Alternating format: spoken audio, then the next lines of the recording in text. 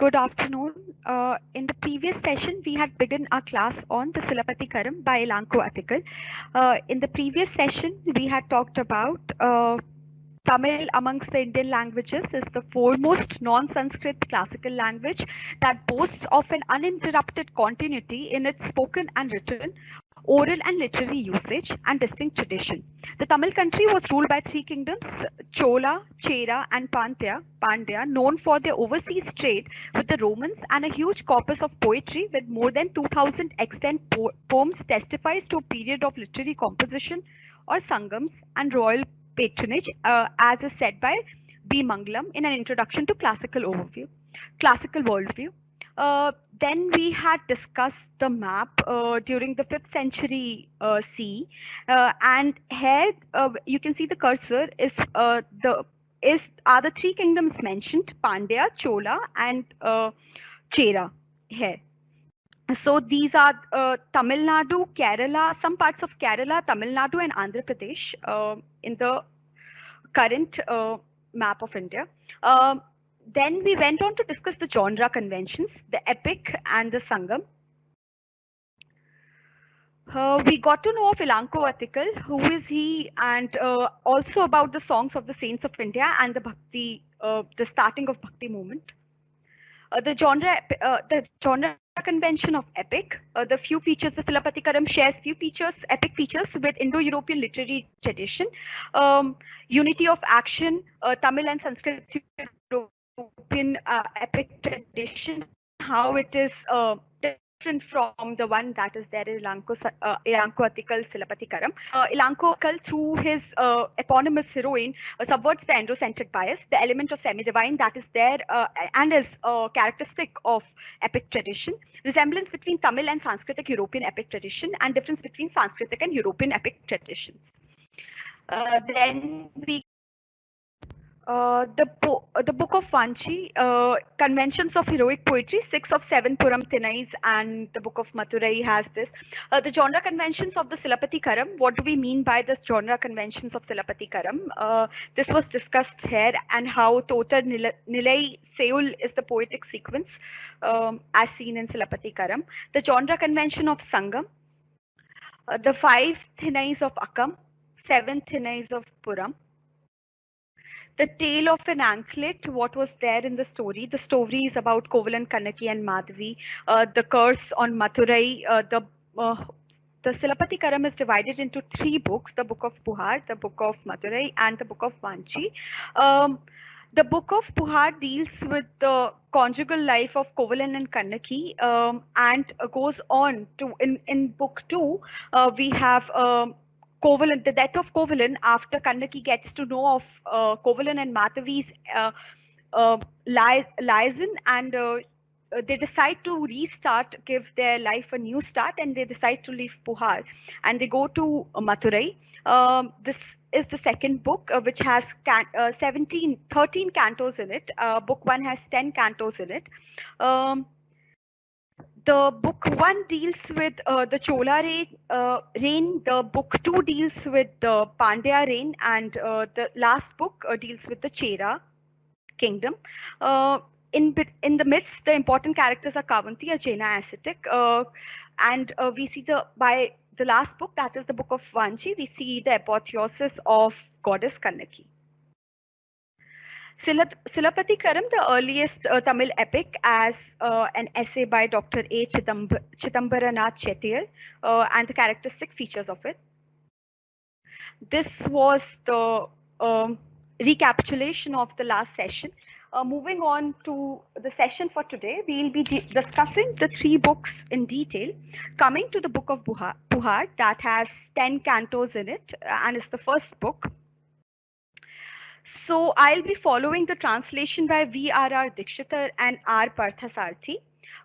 Canto 1 is titled The Song of Benediction. It begins, "Praised be the moon, praised be the moon. For like the cool white umbrella of the king who wears the pollen-spreading garland, he blesses our beautiful world.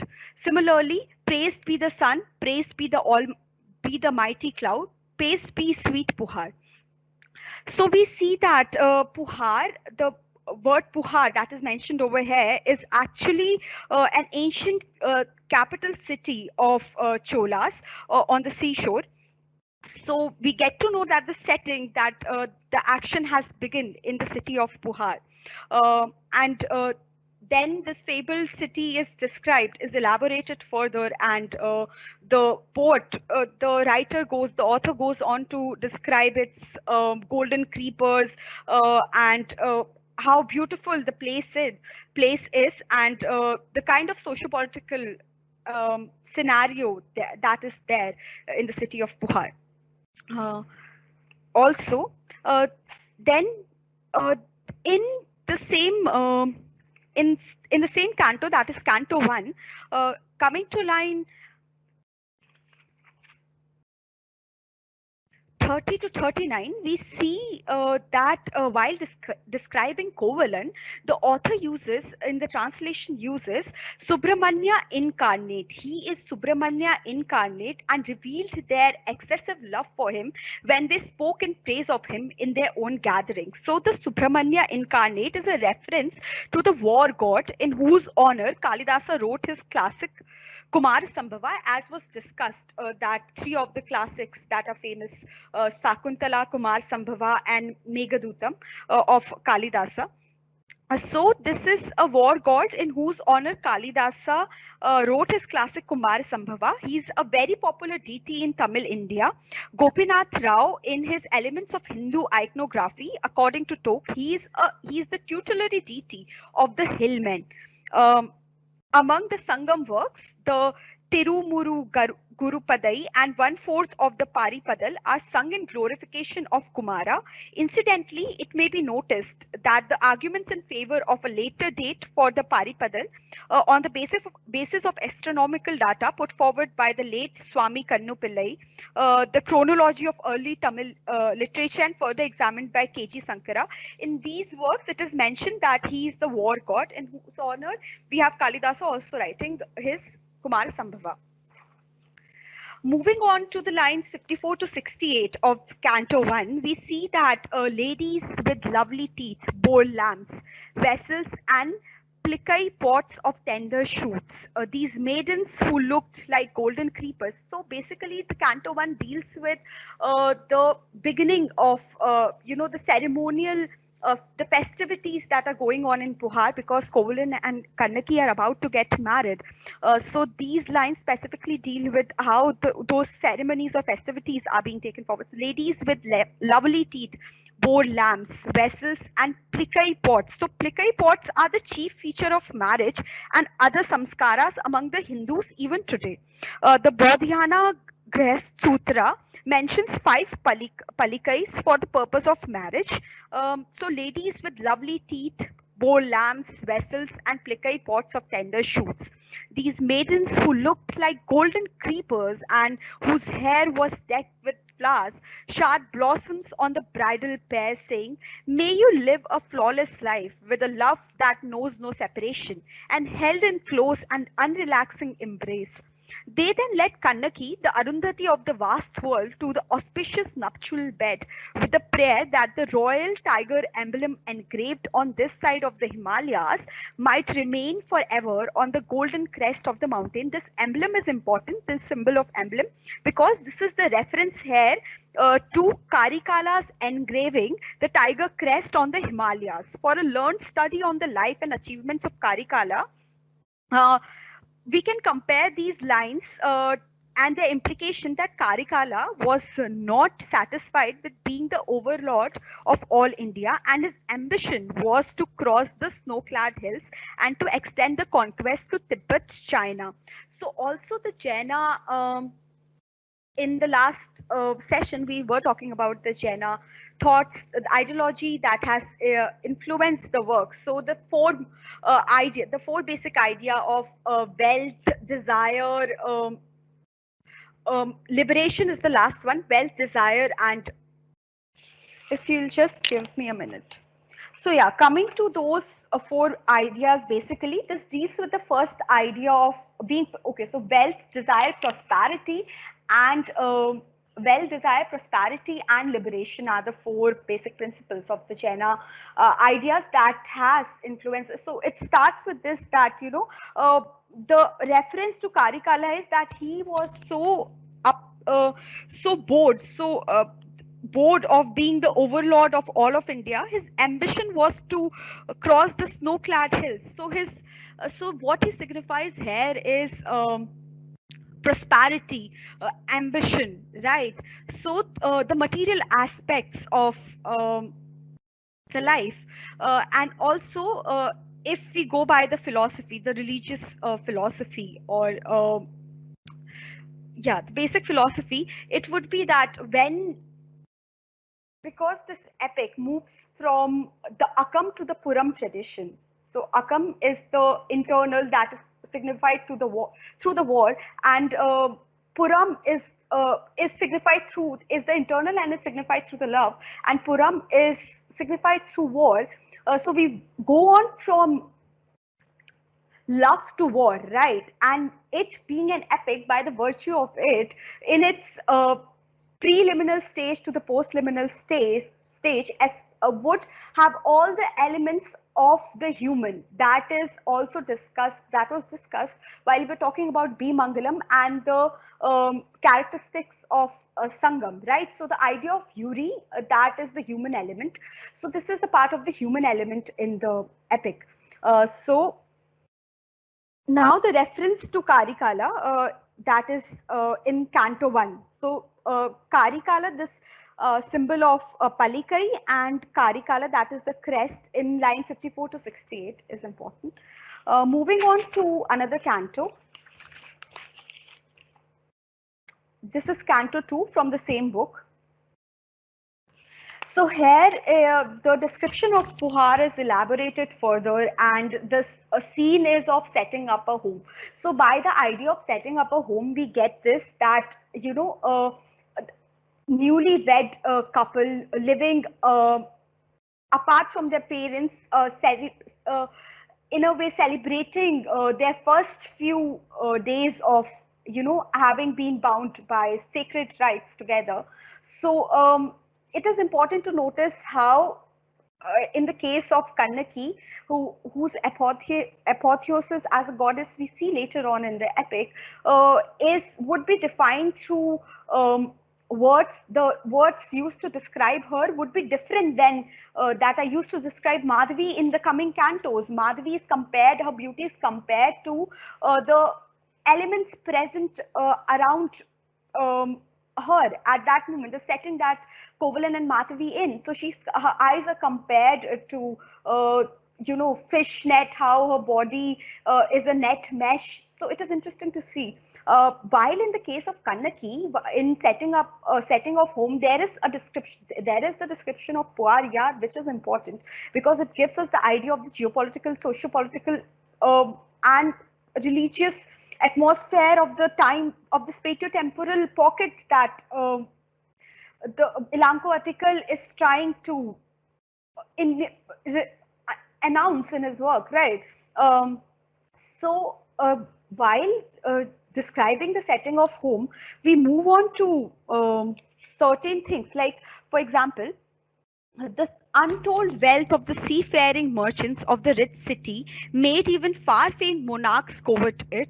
The varieties of foreign merchandise, rare commodities brought to the city by ships and caravans were so vast that even if the whole world, encircled by the roaring seas, flocked into it, its wealth would not become diminished. So it was a prosperous city, and it was a city that had a very cosmopolitan atmosphere, as can be read through the lines written over here, that there are merchants who are living a very prosperous life. The other people in the city are also living a very happy a very happy communal life. All of them are enjoying. So in the middle story of their lofty mansion, they seated themselves on a gem-legged couch which looked as if it had been made for them by Maya. As this they were enjoying themselves, the soft south wind entered.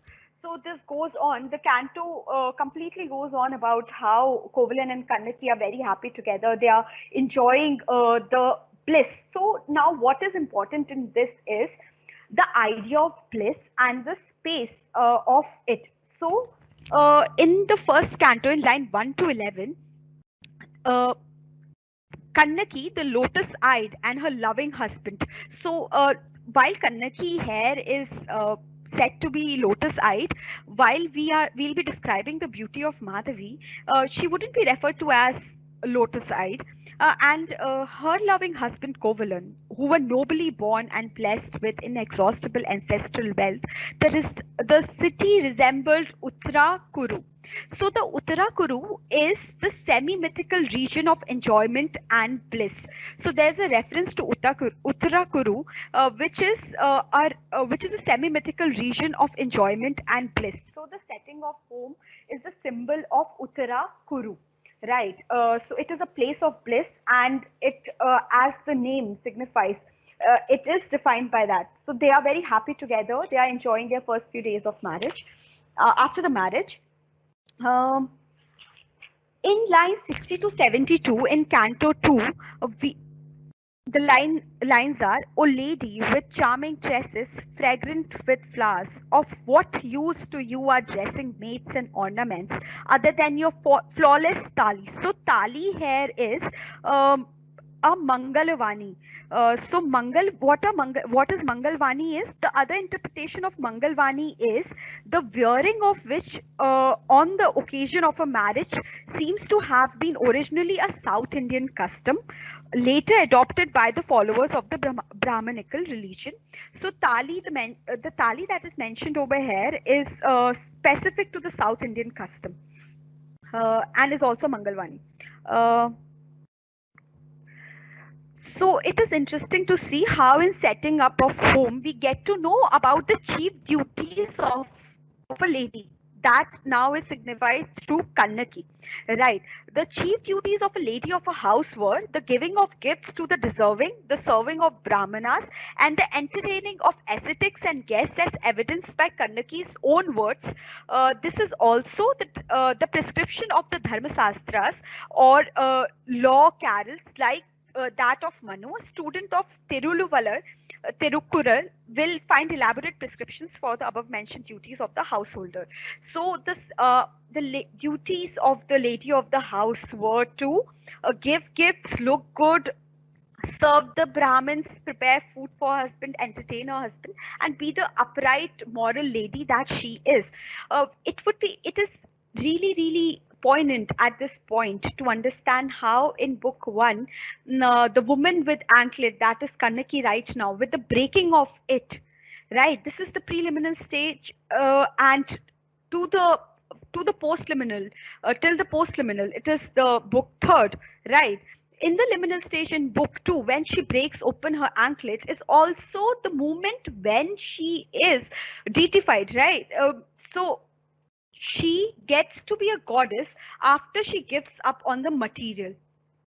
This philosophy and is really important in understanding Elanco's work, because other epics, while have heroes as the as pivotal to the whole storyline, here we have a heroine who is abandoned, who becomes a widow, yet is later on in the epic goes on to be the goddess, uh, goddess Patini, yes, but that goddess is also in sync with the idea of Mother Nature. So we will go on to discuss this in detail. So in setting up of home, we have Kovalan and Kannaki very happy together. Now coming to the Seashore Song. This is Canto 7 from Book 1. Book 1 has 10 cantos. After worshipping with her hands, Matavi removed the lute, faultless in respect of patar, kodu, ani, and strings, from its fancy coverings, its body adorned with flowers, which looked like a beauteous bride with her black eyes, darkened with collyrium. And she began to produce its 8 different sounds. So here in the seventh canto of Book One, we have the first appearance of Matavi. And how do we have it? Matavi is a courtesan, right? So she is found in the public setting, unlike the Patini, that is Kannaki, who would always be seen in the private unless she comes ventures to the public and becomes the goddess. So it is very interesting. If you juxtapose the character of Madhavi and Kannaki. Um, so after worshipping with her hands, Madhavi being a gifted musician, a learned musician, and a learned dancer, a woman who is well versed in the art of singing and dancing, and is also successfully dealing in the public sphere, is brought brought for Kovalan. Now, Kovalan is completely enchanted by the beauty of Madhavi. So the aesthetics of music. So this is the story. This is what the story. This is the what happens in Canto 7 is that Kovalan and Madhavi meet and they are enchanted. They are enamored by each other and they pursue a relationship. This is the crux of it. But the important points in it to remember are the aesthetics of music. So there are reference to various South Indian, specific South Indian indigenous idea of music in this particular canto, like Pattar. So what is Pattar? Uh, Pattar is in the second line itself. So Pattar, Kodu, Anai, they are the styles. These are the four faults as disease of Veena. These Pattar, Kodu, Ani are the faults while playing Veena. Then the other aesthetics of music that has been that are found in this particular canto are um, that how. While in their songs there is a praise of nature content, like if we come to line 4, hail to thee Kaveri, thou walkest along, listening to the songs of the ploughman, the resonance of the sluices, the roar of the breaking waters, and the noise of the festive crowd celebrating thy freshes. All this flow of thine, along with the din of merrymaking, is expressive of the prosperity. So continuous reference to nature. So here the reference to Kaveri is points to the fertility of the soil and testifies to the irrigational work on the Kaveri tracts. So through the nature, also glorifying the peasant way of life. Nature, agriculture, glorifying that too. Um, Now coming to stanza to line 12. To line 12, this would be the while discussing. Okay. So coming to line 24. Um,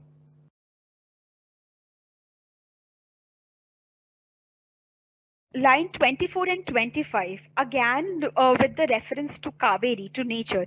Hail to thee, Kaveri, clothing thyself in a garb of fair flowers, where bees cluster, murmuring their songs, thou walkest along with swaying steps. So, the name is, this song is an ancient song to the river. This particular style of song is an ancient song to the river.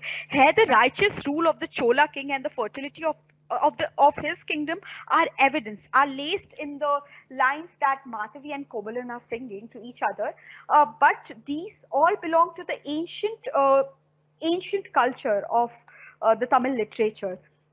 Now coming to the description of the beauty of Madhavi. So the coming to line 21, the example coming to line 21, Madhavi is described as the red eyes of the damsel who walks the walk of a swan in the shade of the Punai, where the waves dash against the foul-smelling shore. The red eyes of her who walks the walk of a swan are frightful. Verily, there are death.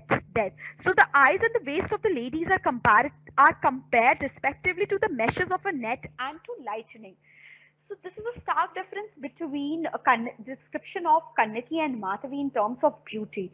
How Kannaki is described and how Matavi is described, and the settings that they are usually found to be active in.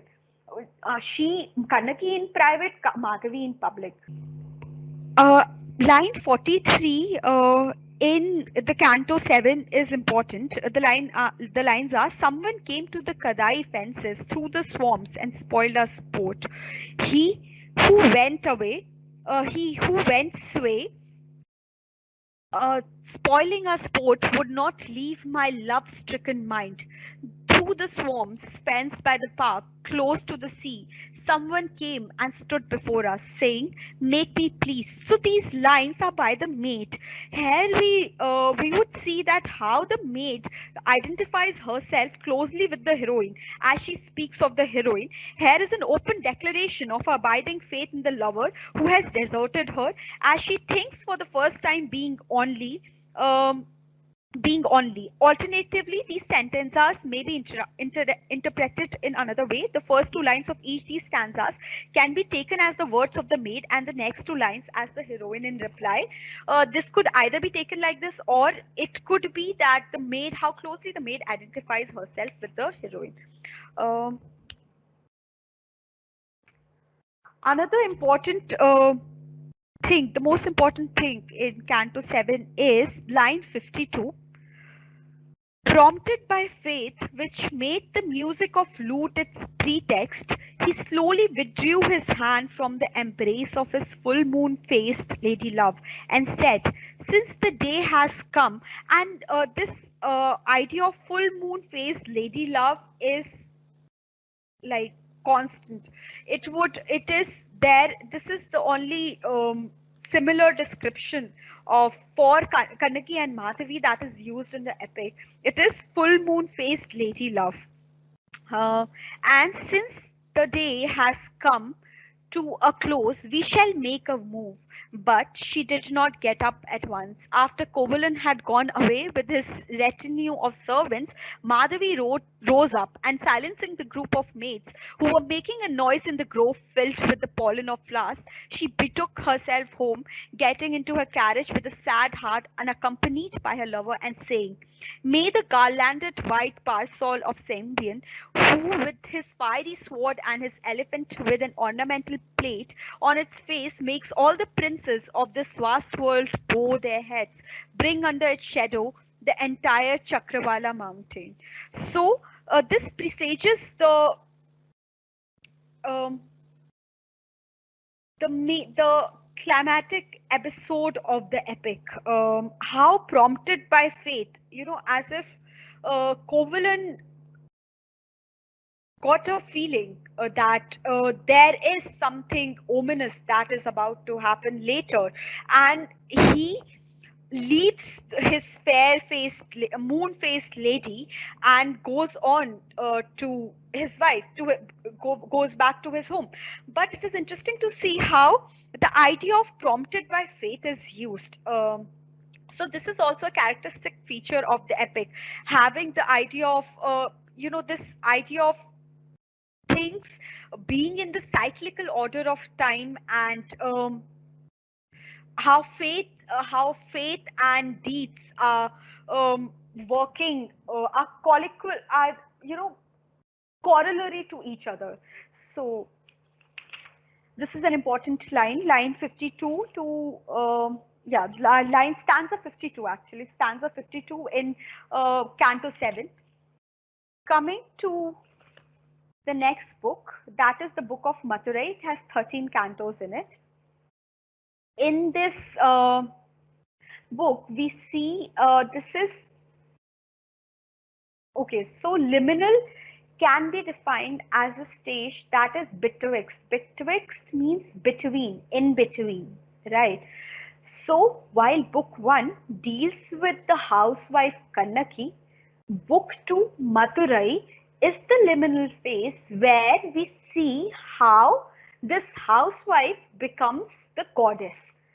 So the book of Maturai, the storyline is like this, that after renouncing, giving up giving up, after Kovalan renounces Madhavi, who is a courtesan, Kannaki and Kovalan decide to restart their life. And in order to do that, they decide to leave Puhar. Now, when they leave Puhar, they go on to Madurai to restart their life. So the whole setting is of the kingdom of Pandya and in Madurai. Now here, because Kovalan has all the wealth that he had amassed, he has spent it on the courtesan Madhavi. The only thing left with them is the anklet of his wife Kannaki, who she offers to him and says that, you can sell it and we will have some money to restart our life.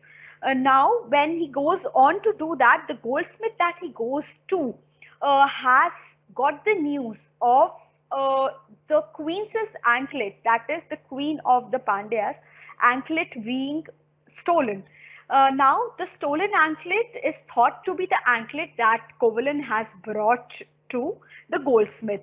Now, the goldsmith goes on and complains about the stolen anklet being found to um, to the king. The king, when gets to hear of it, decides do to follow his Raj Dharma and punish the wrong. He decides to behead Kovalan, and when he does that, and the news reaches the eponymous heroine, the heroine that is eponymous. Sorry for referring it as eponymous, but eponymous. Why I'm referring it to it as like that is because we in the first session discussed about how the three ideas of pleasure, of desire, wealth, and prosperity are there in the first epic, that is Silapati Karam. In its twin epic, that is Manimekalai, which is the story of the daughter of Kovalan and Matavi, goes on to talk about the idea of liberation, where Manimekalai renounces her worldly life to become a Buddhist nun. We'll go on to it, we'll discuss it by the end of the session more. But yeah, coming to the book of Maturai, we were at how after the beheading of Kovalan, and when Kannaki gets to know of the news, she demands for justice. She says that my husband was not a thief. So why did you behead him? And now that you have beheaded him, I want justice to be served, because what you have done is wrong. So, and it is an epic, and by the virtue of it, the characteristic feature of it is to be larger than life, right? Now, Kannaki, when just like the episode of in Ramayana, where Sita, when comes in front of Lord Rama, she speaks of her, how she has been wronged. The decision of the king was wrong, because being a king, the wife too is a subject. This moral, this philosophical question is also raised in Mahabharata, which I know you have read already, and you have dealt with the Parvas that have talked about it. The Dicing, and the sequel of Dicing deals with it um, when the same question, the same idea is raised by Draupadi, that if you have lost everything in the game of dicing, it means that you have lost, that you have no, because you are not a king anymore and you are a servant, you have lost everything, you have lost rights over yourself. Now, what rights do you have over me as a wife?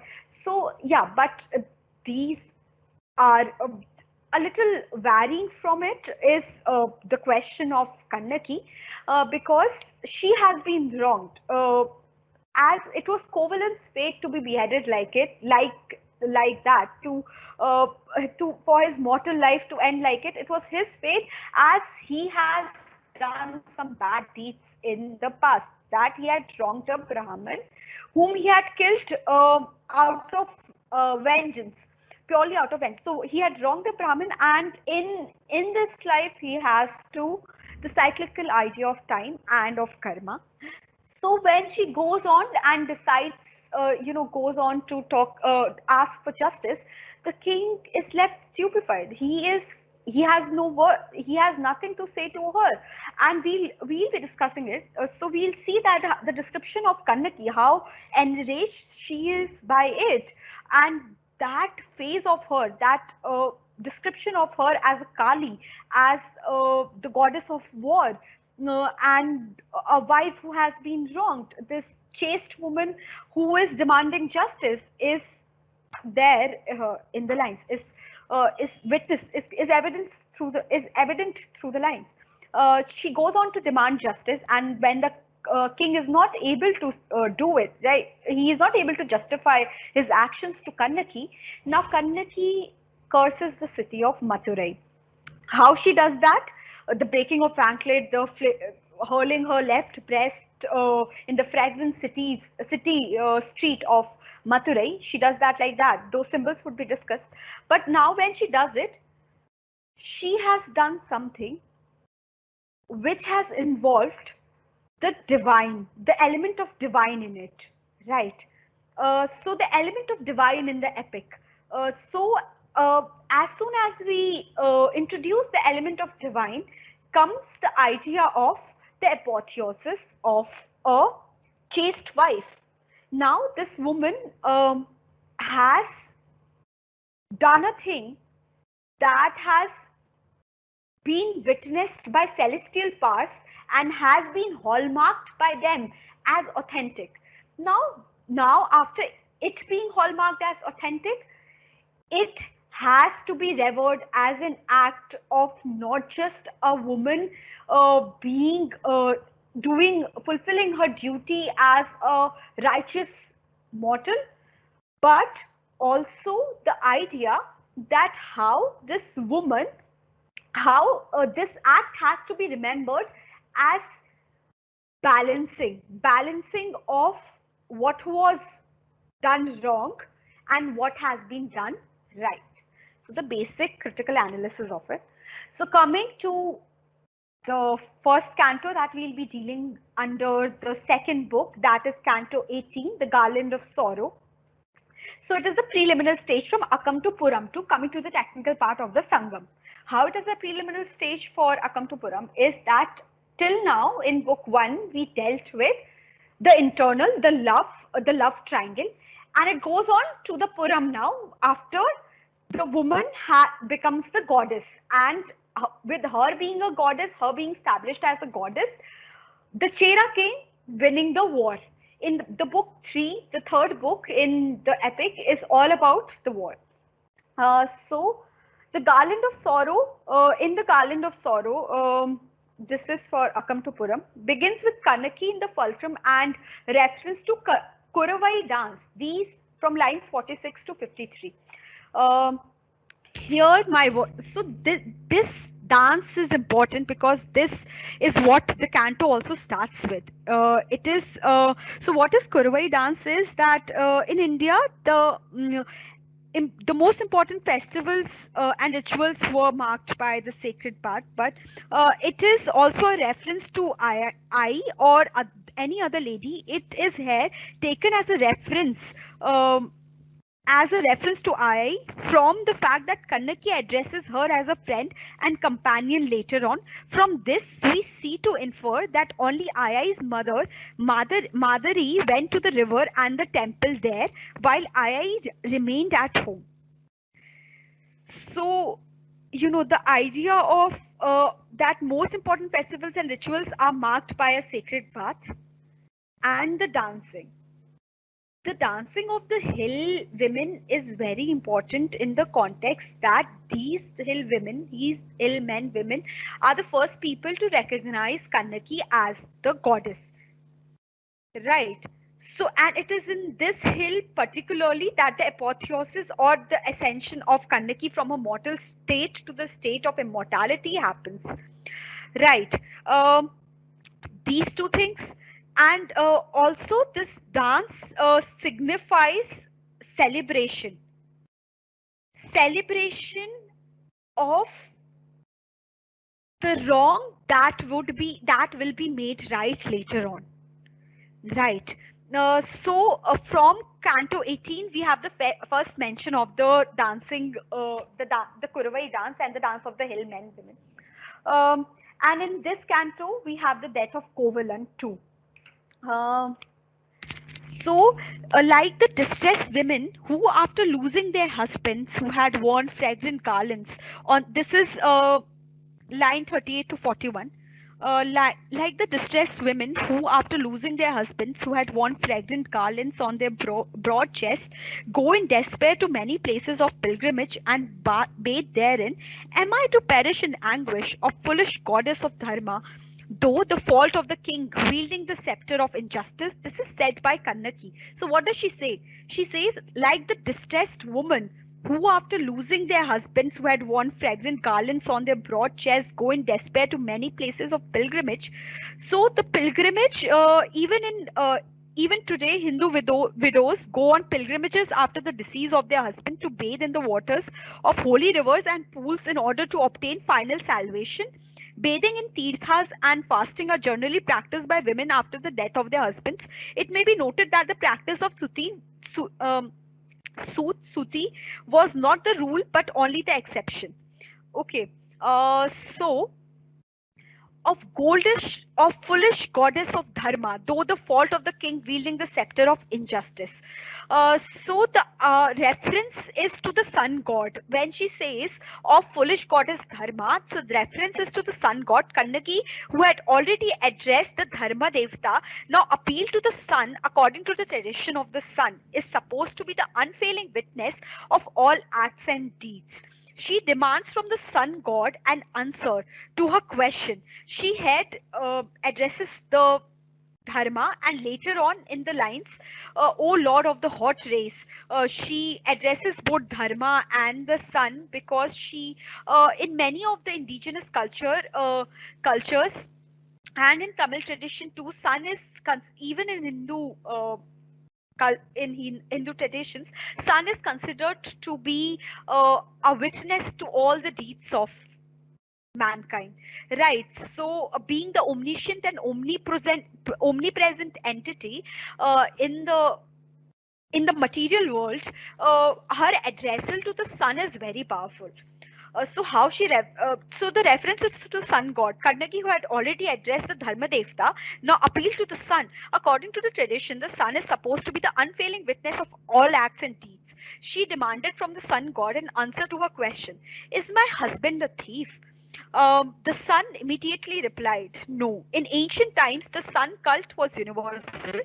Greece and Rome also took to the worship of the sun, and Plato in the Republic idealizes the sun as the author of light and life in the material world. The reference to Plato, though, would be discussed in the coming semesters in detail. But yes, the idea of Plato was, I wouldn't want to go to it, but yes, it was about how things are thrice removed from reality. It is very interesting to read Plato too. Now coming to the 19th canto, that is the talk of the town. So why this canto is important is from from book 1, that is preliminal to the postliminal stage. In this liminal phase, we have two confrontation.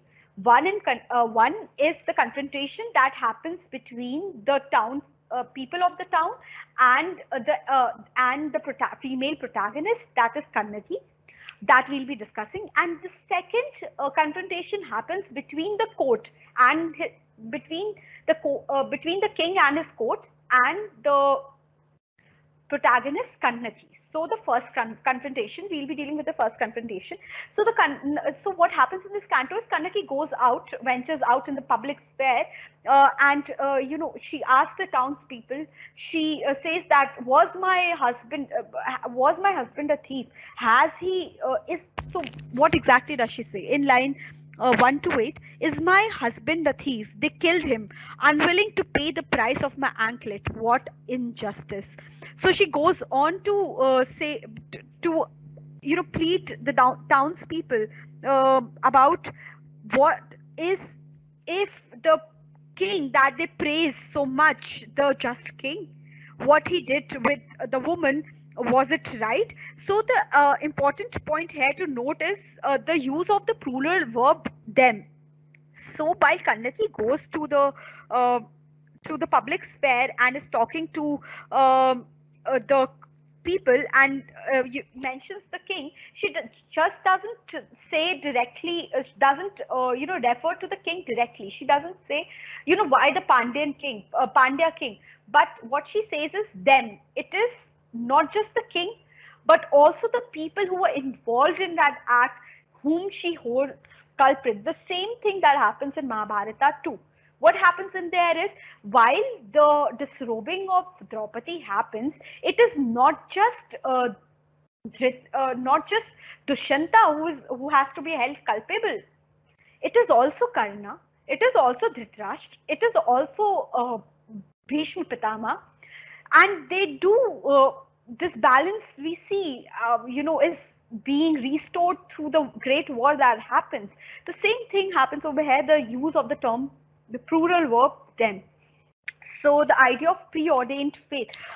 She so according to Adiyar Kunalar, the use of the verb in the plural shows the responsibility for the deed did not merely rest with the king, but with his ministers also. If this okay, so um, now she goes on to say, shall I ever see my beloved husband again in the company of you all, O women of great chastity? See this injustice. If I shall see my loving husband, shall I hear him utter the longed for words that he was not in the wrong? If I do not hear him say that I did not in the wrong, condemn me by saying that I did unjust things. Listen to this. All the residents of the flourishing city of Madurai beheld the afflicted woman and were moved by her suffering agonies. In bewilderment, they exclaimed, since irremediable wrong has been done to this woman, the unbending and righteous scepter of the king has been bent. What is this?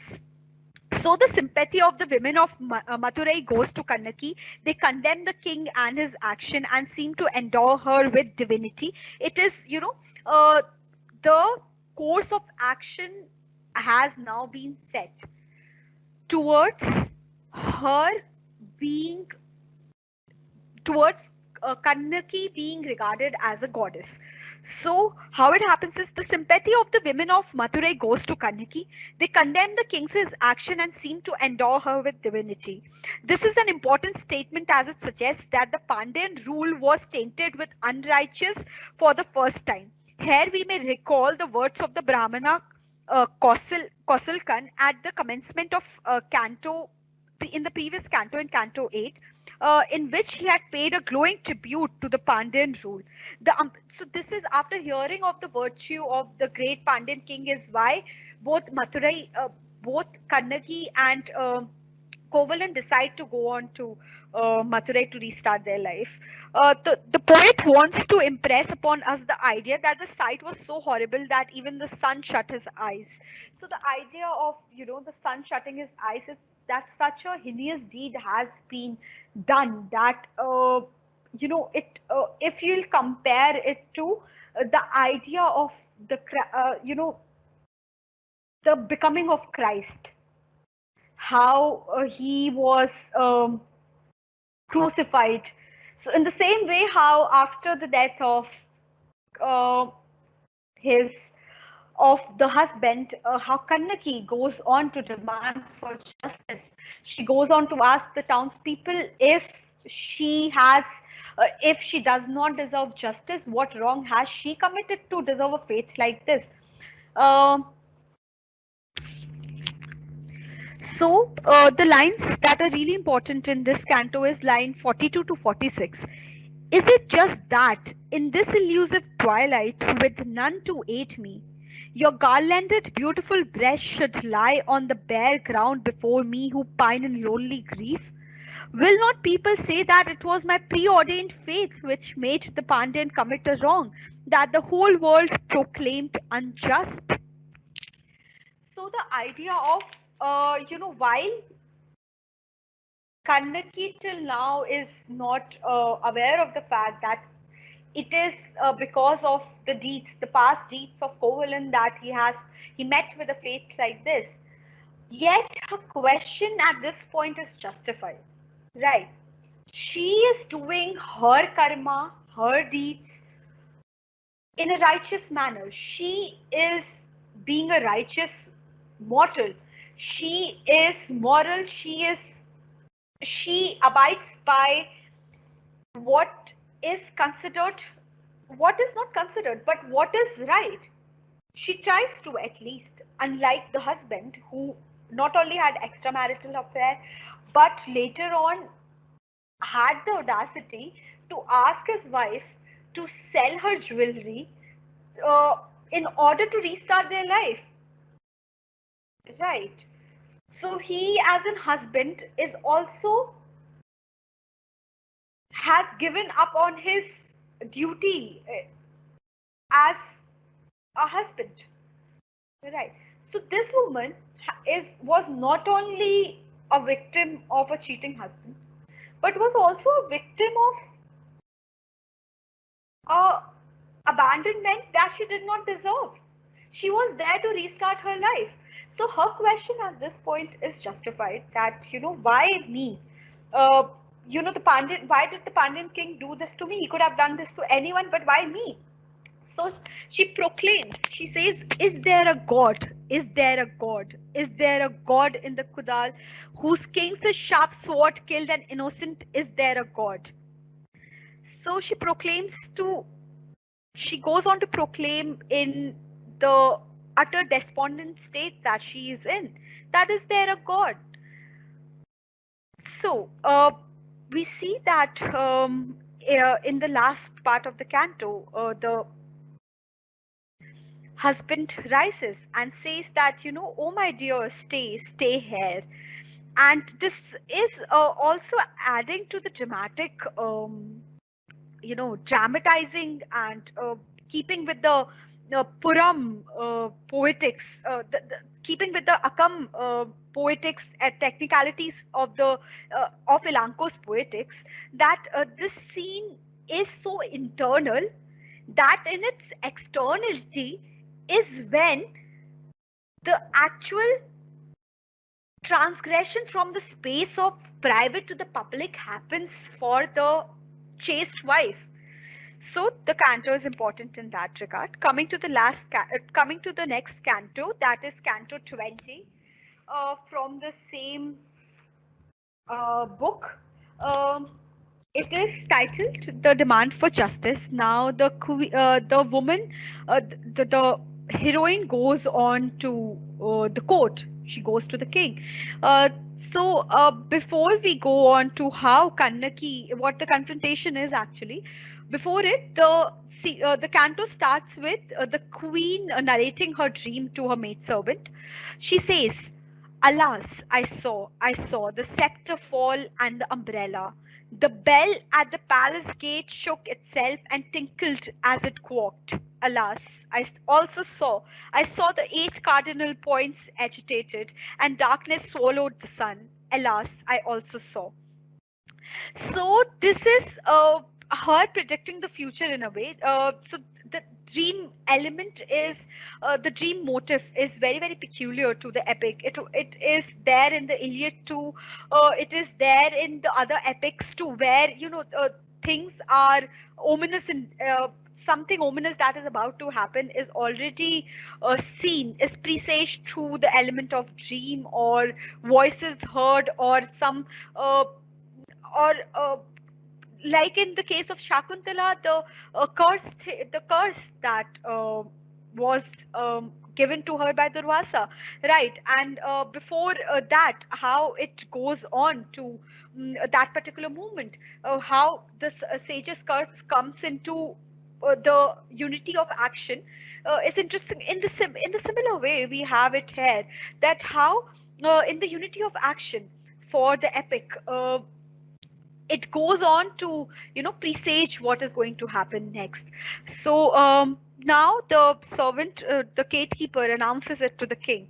He says, someone waits at the gate. She is not the deity Koravai, the goddess of victory, holding in her hand the victorious spear and standing upon the nape of the buffalo with the unceasing gush of blood from its wound. It is, he says, she is the Kali of the forest, which is the residence of ghosts and goblins. Nor again is she the goddess that tore up the mighty chest of Daruka. She appears to be filled with resentment. She seems to swell with rage. She has lost her husband. She has in her hand an anklet of gold, and she waits at the gate.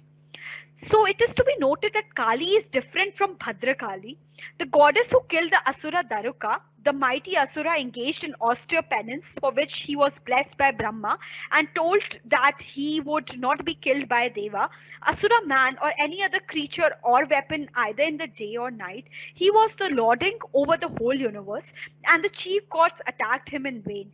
Angry at his behavior, a Kali came out of Shiva's third eye and she was sent against Daruka. But even she could not equal him, as she had the knowledge of secret mantra which he and his wife alone knew. Uma went in the guise of a Brahmana lady to his wife and offered to pray for her husband's life with her and thus learned the mantra. Then in the evening, Kali challenged him and killed him. The Kali is said to be Bhadrakali, whose cult is now prevalent in Malabar. The Malabar legends, Kali Karpam and Bhadropati, furnishes details on this story. So she is not the same Kali as, according to the annotator, it is not the same Kali as the Kali, the Bhadrakali. It is instead a Kali who has been wronged in the mortal world and doesn't has doesn't have the semblance of divine. She's a chaste wife, a abiding daughter-in-law, a dutiful daughter, and a woman who is in in so much in love with her husband that she just cannot give up on him even after her being abandoned by him in book 1. Instead, she wants to restart her life, and accepts the fact that the husband had a liaison with a courtesan and is now questioning the chastity of the courtesan and has come back to her. She doesn't question that thing, right? But keeping in view the character delineated to Kannaki in the epic, her apotheosis and her breaking of the anklet and her flinging of the breast is transgressing this very demarcation that has been put on her through the specific or through these tags, right? The queen's stream in this is important. Kannaki's description is important as was described. So she becomes a Kali, a new Kali, right? A Kali on her own, a goddess on her own. So the violation, sorry, the O is missing, the violation of the anklet. So the violation of the anklet, why the violation of the anklet and not the breaking open of the anklet, is because the anklet is violated for the virtue that it stands for. It is a mindset that binding a chaste wife like Kannaki to duties that she had performed with all honesty, she did not get what she deserved. Right. So, in breaking open, in the violation of the anklet, she is not violating the very idea, the sacred idea that it stands for. Instead, she is violating the ideology that binds this woman to a mediocrity that is uh, so limiting that if she would have been doing exactly what she had been doing, she would not have been regarded as the goddess, as a woman who stood for the right. And she stood for the right by the idea of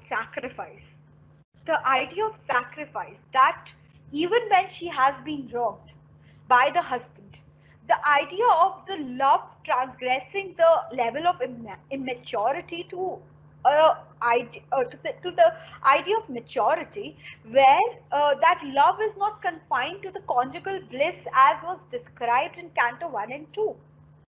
It is now also the understanding of the other soul, right?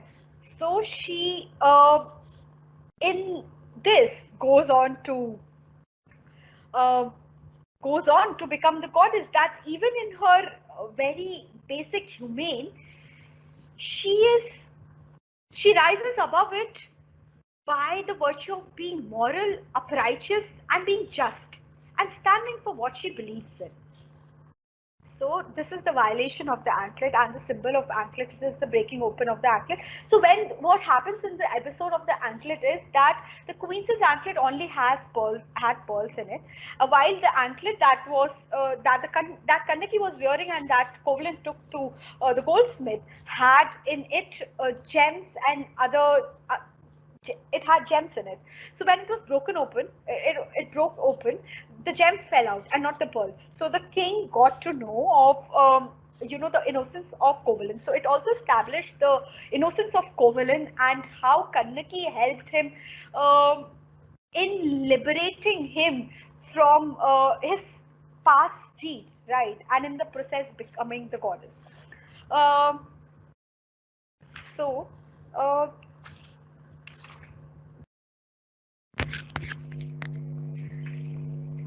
the lines are, it was given, line 66 to 81, it was given and placed before him. Kanaki then broke open her beautiful anklet and a gem flew into the king's face. When he saw that gem, the king, with his umbrella falling and scepter faltering, said, "Am I a ruler, I who have listened to the words of a goldsmith? It is I who am the thief. The protection of the subjects of the southern kingdom has failed in my hands for the first time. Let me depart from this life." Speaking thus, the king fell down in a swoon, and this great queen collapsed and shuddering, saying, "It is impossible for woman to replace the loss of her husband." This, while Elanco article subverts the endocentric with the heroine, yet the idea of chastity and the idea of a woman being validated through only the existence of her husband is also given up on or renounced through the violation of the anklet. People who lose their parents may be consoled. So these lines, these specific lines that are said by the queen, that is, it is impossible for a woman to replace the loss of a husband, is by the annotator is goes on to the annotator goes on to describe as, people who lose their parents might be consoled, but not women who lose their husbands. The idea is that husbands are their very lives. Without them, women are dead to the world. Any relative can be substituted, but not a husband. The poet puts these words into the mouth of the queen when the king collapsed, but their significance is increased by their being addressed to Kannaki. This can be fitly compared with the statement in the Ramayana, where Valmiki puts into the mouth of Rama a statement to effect that wives and relatives can be found in every country, but no country can give one's own brother. The verse runs as follows: Deshe deshe kaltrani, deshe deshe cha bandhava, tatu deshe na paschami, yatra bhatra sahodara. So the idea behind it is that, blood runs thicker than water. Yes, it does, right? So yet what is interesting and what is important, significant to note here too, is just like the Sita of the Ramayana, the Draupadi of the Mahabharata, and the Kannaki of the Silapati Karam, we see the agency being given to the woman, and with the violation of the anklet, it is also a violation of the norms that are uh, letting women like Kannaki uh, stick to mediocrity. If in contemporary terms, I would like to, formulate the critical overview of it. Now, moving on to the next canto. The great wrath. Kannaki spoke thus to the Pandyan queen. O Devi of the great king, I am one pursued by cruel fate. Though by nature I am ignorant, yet you will see that he who did harm to another in the forenoon will find himself harmed in the afternoon. So the idea of karma, that how somebody who has done harm to the another in the forenoon will find, so what you reap is what you will sow, what you sow is what you'll reap. At midday, a lady with abundant locks of hair called upon the vani tree and the kitchen to bear evidence to her chastity. When a woman with a white stripped alkul was told by her companions that her husband was a figure of sand upon the banks of Pony, she remained there without returning home, even when the waves encircled her without ruining her husband's image. The daughter of the celebrated king Karikala followed the floods. So this is the seven women of chastity being described. So these seven women, so Kannaki here narrates to the Pandyan queen the legend of the seven women of Puhar who had won a name for their exemplary chastity. So this tradition is still, so the first woman is the lady who goes to the Vani tree. The moment the woman, who was apparently a widow, heard from her companions that the sandy figure was that of her husband, was that of her husband, she did not return home but stood firm in that place, lest the figure should be destroyed by floods. Even today, it is a custom among some classes from the chaste wife to go to the river bank, make an image of her husband in sand, and after making offerings to it, to cast off the clothes she was wearing. So we'll be coming to the oral traditions that are evident in the work of Silapati Karam. We'll be coming to it in after a few slides.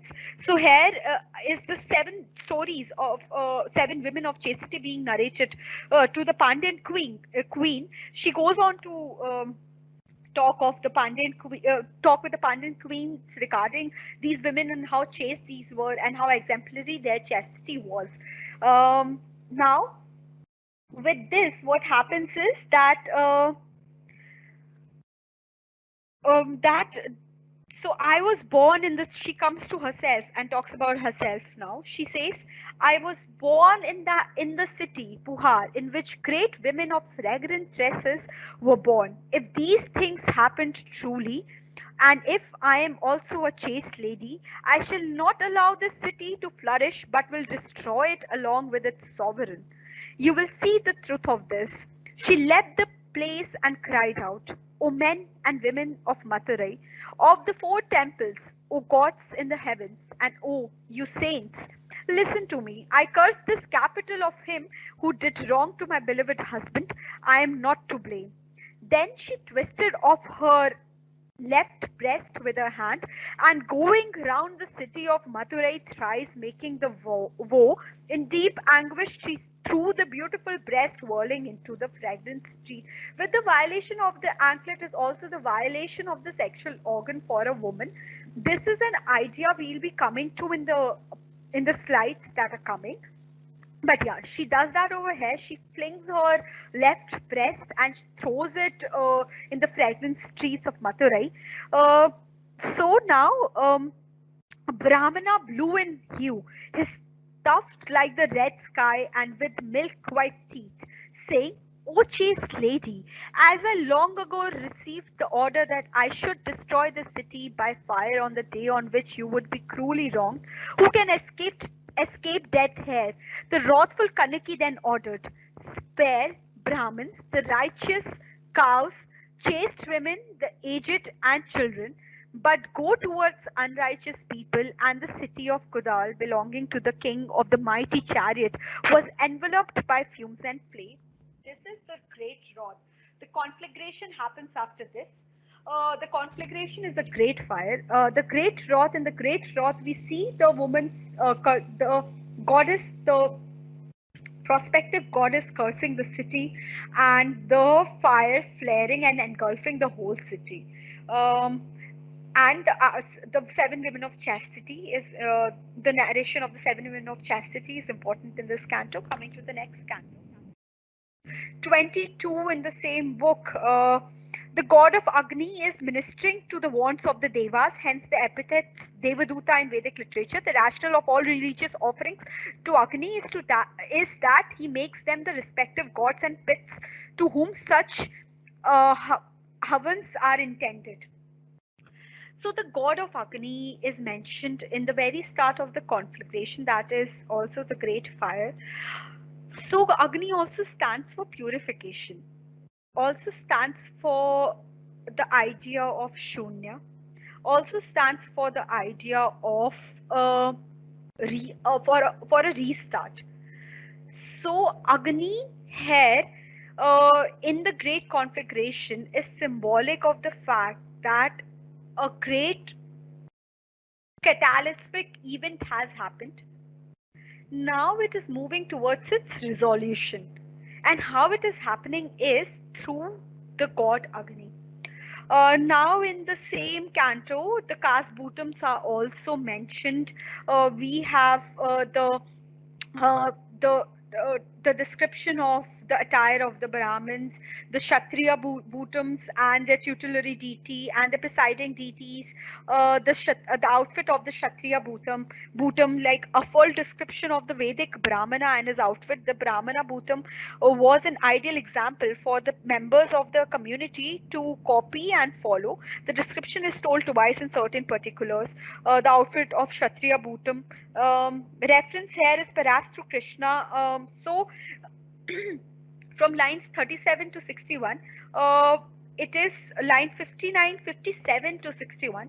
He drove away countless kings of great fame and capturing the whole countless kings and capturing the whole earth. He ruled righteously, punishing evildoers and protected the world like Nedion. Himself with great and growing fame is a reference to Krishna here, helping the Pandava Arjuna against his enemy Duryodhana. Um, then the outfit of Vaisya Bhutam is furnished. Then we are in lines 112 to 118 in the same canto. We are told about how the flames did not go near the residence of the righteous, though they blazed among the dwellings of the unrighteous. Unaffected by the fires, cows and calves reached the broad streets of the pious cowherds, and fierce male elephants and herds of female elephants and fleet steed ran away outside the city wall. There were women lying unconscious in their soft, smooth, widespread beds under the spell of love and wine in the company of their husbands. Their beauteous young breasts were painted with unguents, their eyes were darkened with collodium, and their hair was adorned with wreaths of fragrant, honey-laden gaping buds filling the air with perfume. So here, two types of women are described: a woman who has given birth, who is a mother and who is still not a mother. And in the case of Kanaki, she never has a child. It is Matavi who has a child. So yeah, this juxtaposition is also important in that regard. So the goddess known as Madhurapati came before her, who had wrung off her fierce young breast and whose victory equaled that of goddess of wealth, the goddess of learning, and the great goddess who killed and stood upon the demon Mahisasura. So Madhurapati was the family deity of the Pandyan king. Even she came down from her celestial abode to authenticate the great act of justice that Kannaki had been a part of in the mortal realm. So this is the unity of action working towards the apotheosis of Kannaki. Coming to the last book, that is the book of Vanchi. Here we see the unification of the Akam and the Puram poetic tradition of the Sangam. While it also deals with the internal, with women voices in the midst of the in the midst of the cantos, uh, m- and talking about how in the war they would be abandoned by their husbands and they would be lovesick and lovelorn. The description of their stage of their state of the emotional state, and also the Puram tradition of war, where we see the great Cheral king establishing goddess Patani, and not only establishing it but also winning wars after the yajna. So the dance of the Hill Maidens in this uh, is Canto 24 from the last book. The dance of the Hill Maidens is important. We see the reference to the Hill Maidens in the canto that was discussed in book 2 of uh, the epic. So it starts with Karawai dance, and you know how that dance is also a presaging of the great act, sacred act that is about to happen. That is the establishment of justice in the kingdom of Pandyans, uh, because they were unrighteous, because he was an unrighteous king. Along with it, also how these were the first people to recognize the women who adopted Kannaki as a deity. Um, the second feature of them, and the third is that the idea of chastity and marriage that is brought forth through the Hill Maidens. So the dance of the Hill Maidens. The Hill Maidens spoke thus: "We came to the hillside to scare away little birds and drive off parrots, to sport in the waterfalls and plunge into spring. And while wandering about with no other concern, we saw a lady and asked her, 'O lady, who looks like Valli, who art thou that stands in the shade of the fragrant mountain tree, Vengai, after losing thy breast and breaking our hearts?' 'I am she whose cruel destiny.' So Kannaki replies, 'I am she whose cruel destiny it was to lose her husband on the evil day when ever joyous Madurai and its king were fated to be ruined.' Hearing this, the Hill Maidens were struck with awe and worshipped her with their bangled hands uplifted, and the gods showered flowers like copious rain. So this is the apotheosis of Kannaki being adopted as a hill deity by the Hill Maidens. The maidens continued, 'In our presence, in that of other hill folk, she was taken to heaven by the gods with a husband. There is no deity like her for our community. O people of small hamlets, O people of small hamlets, let us acclaim the lady as a goddess. O people of small hamlets, under the cool shade of the Vengai, whose odorous flower buds on the slopes of the hill with enchanting waterfalls acclaim this deity. O people of small hamlets, play upon the uh, tondakam, beat the little drum, blow the horn and ring the noisy bell, sing the kurinji, offer spicy incense, perform the sacrifice of flowers, and erect the surrounding walls with the door hymn, songs of praise and scatter flowers, all in honor of this lady who has lost one of her breasts, so that the great hill may, without diminution flourish in plenty.' So this is the adoption of Kannaki as a hill deity, as a deity by the Hill Maidens, and also the apotheosis of Kannaki. The tondakam mentioned over here is a kind of a musical instrument that is not in use anymore, and Kannaki was first adopted by them as hill deity, and the lines that she would bless the hill to flourish in plenty is a signifier of that. The words of mate to the heroine when the hill maidens began. So then the song began. The lady said to the maid. So this is them dancing. So, dear lady of beautiful ornaments, you will see anything there. See what is here. The mountain stream comes bubbling along, as beautiful as Indra's bow, mixed with the black powder of Anjana, the yellow powder of Aritara, and the red powder of Sindura. We shall go and bathe in it. Let us bathe, friend, let us bathe. Though the Lord of the Hill who overjoyed us has departed from us, saying, 'Give up your fear,' shall we bathe in the stream that comes from the hill surrounded by a misty grove? We find no reason, do we, to be displeased at the fresh floods which come after embracing the rocks of his mountain. Oh, it is only with the fresh stream which comes after the embracing the hillock that we shall play. With whom else should we play, dear friend? We can see no single reason to vex our hearts, and the new floods which come after sporting with the gold of the hill, do we? Oh, it is only with the fresh floods that come after sporting with the gold of hill, we shall frolic. With whom else should we frolic, dear friend? We do not see anything that should vex our hearts, do we? At this new stream which brings the flowerbuds of his mountains. Oh, it is only with the new stream which brings his mountain flowerbuds that we shall play. With whom else should we play, oh my friend? So this goes on, and them dancing, and the apotheosis of Kanaki, and the establishment of her as a goddess. Uh, so in in line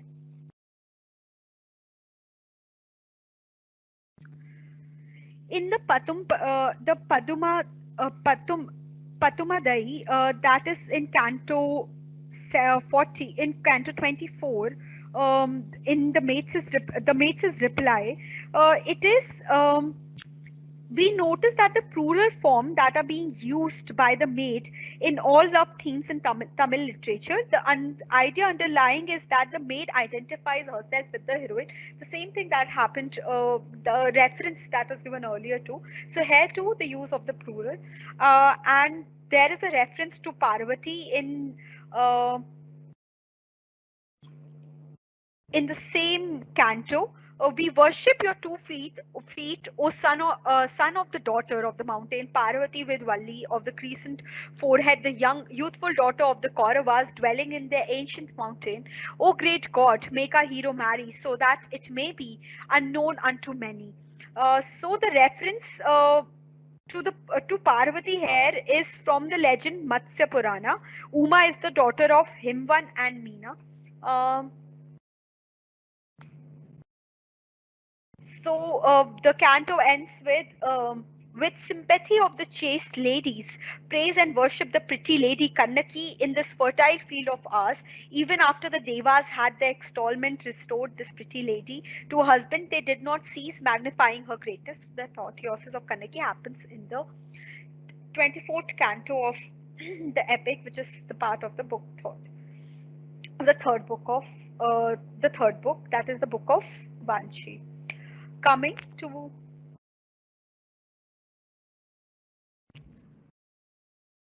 Canto 26. The canto is titled Bringing of the Stone.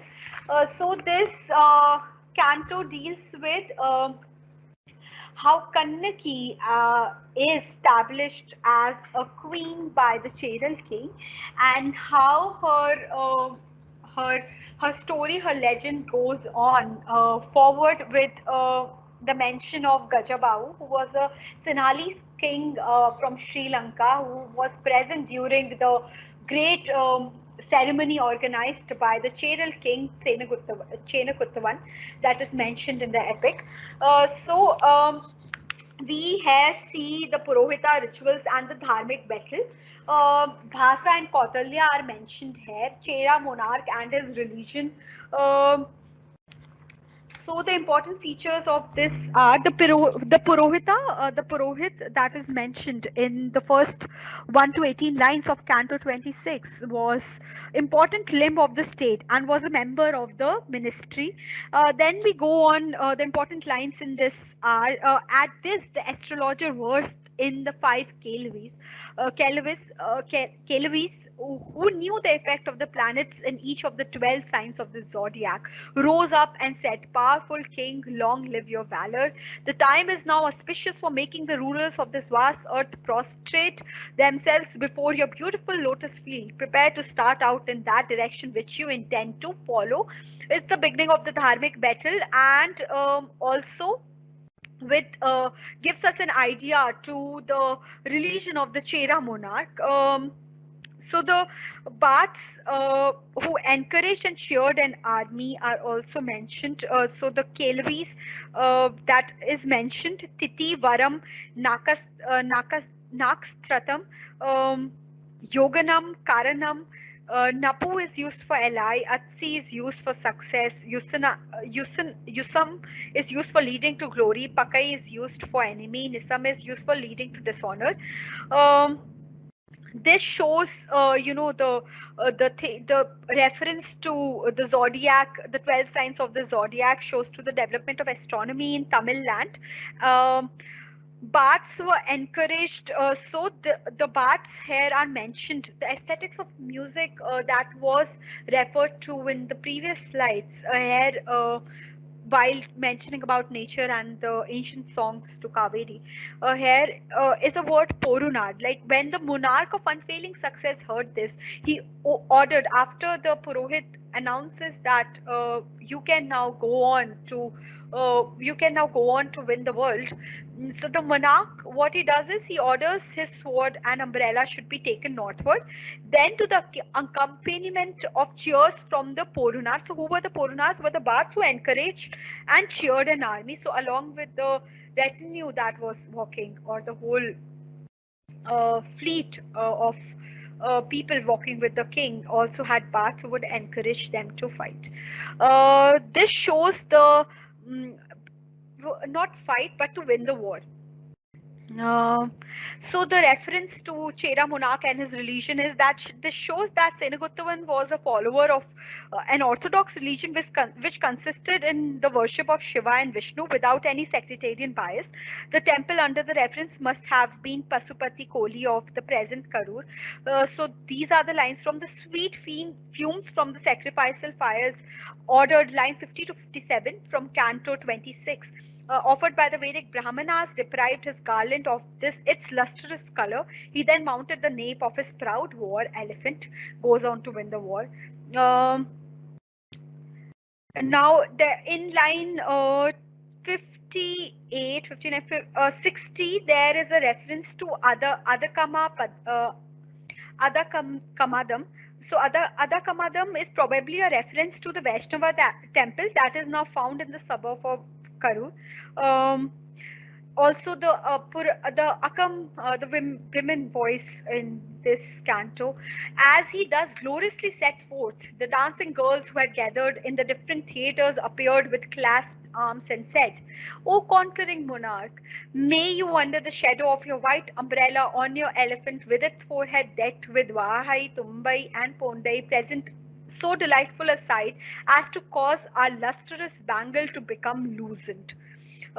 So this reference to the lustrous bangles being loosened is a implication. The implication is that they are soon to be separated from their lovers who would be going to the war with the king.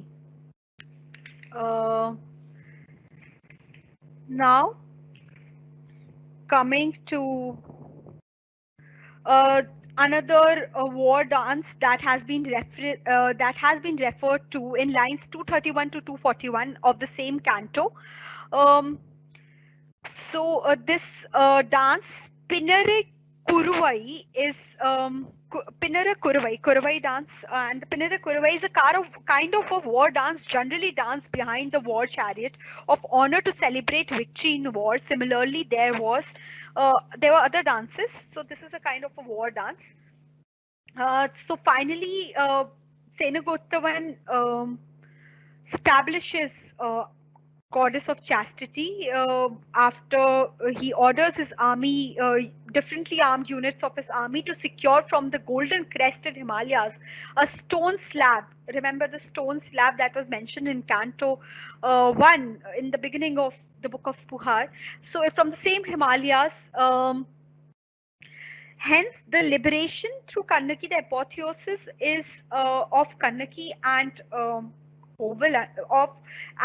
the salvation of Kovalan actually happens in the twin epic, that is Manimekalai. Here, while the three ideas are discussed of prosperity, desire, and wealth, the liberation happens. Finally, the resolution happens in the last step in the twin epic, that is Manimekalai. So in a stone slab from the golden crested Himalayas, from which they proceeded to carve the image of the peerless goddess of chastity. Coming to the last canto of the third book, the boon. So the great king, after he has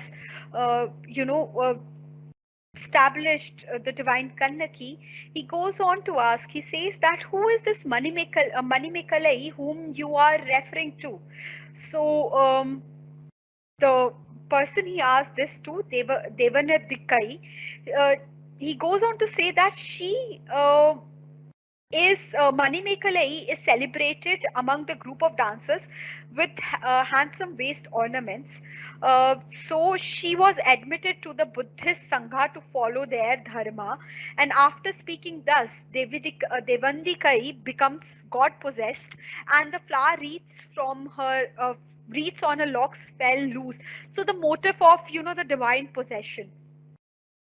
Devandikai hair is after the ceremony happens. Now the king is sitting with Devandikai and asks, "Who is this Manimekalai who you are referring to?" So she goes on to tell him who Manimekalai is, and by the end of it, she is possessed by the god, and the flower of wreaths on her locks fell loose behind her. Her brows began to quiver. So this element of being god possessed also authenticates the narration of Devandikai. So this authenticates the element of divine, how it is introduced in the works, and how then it goes on to uh, you know, Devandikai became god possessed, and the flower wreaths on her locks fell loose behind her. Her brows began to quiver, her coral lips shut too, her white teeth were set in a strange smile. Her words were not formal, her lovely face perspired, her fair eyes reddened, and her hands were lifted in a threatening manner. So, her being god possessed and the words coming out of her mouth are not hers, but the deity that has possessed her, and hence are authenticated. Um, now the boon is at this. The boon is, "O king, let your ills disappear." Lady Matali once offered king. So he gives an example of from one of the oral tradition how a lady Matali once offered milk to the child of a co-wife when fate pursued her and death cut short its life. Mourning inconsolably and utterly downcast from the child, she prostrated herself, asking for grace before Pasandan Satan, who came to her in the form of a child. So these oral traditions, oral narratives that are constantly referred to in this epic. And also referred to in Canto 30. So it is a conversation between the king and various people. The king has won the war and now has established the divinity of Kannaki. Um, Lines 112 to 135 in the same canto. The great city of Vanchi, there were these two were born as twins. Later on, the cycle of birth is also enumerated upon by Elanco article when, the narration takes place in the form of how the various characters, important characters that were there with Koval and Kannaki, Matavi take the birth because of their good deeds or of their bad deeds, take certain sort of births.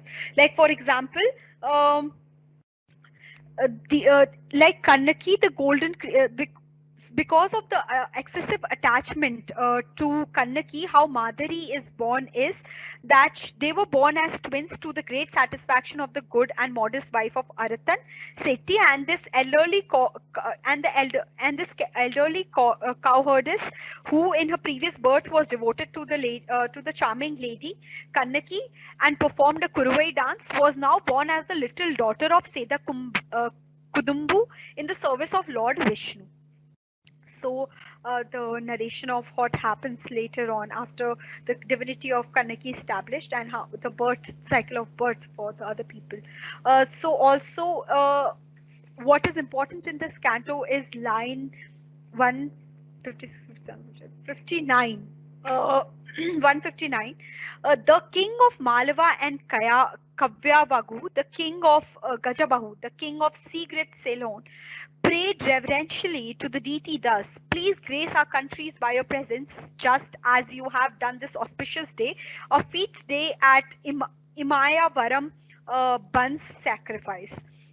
So here is a reference to Gajabahu, who was the Sinhalese king and who introduced the Patani cult into the Ceylon, and this cannot be untrue as we are still able to trace remains of the cult today. Um, Now coming to, so the Cheryl king has won the war, the and Kannaki has been established as a divine figure in the epic. The blessings have been given, and the narration of what happens to the people who were with the main characters main characters of the epic is also elaborated further in this canto. This canto sees the union of the Akam and the Puram uh, poetics, Akam and Puram tradition of the poetics of Sangam. Um, uh, so now, we see that how Elanco, in his subversion of the endocentric, goes on to, also establish the righteousness of the dharma. This is for this. Now, coming to the oral tradition I was talking about.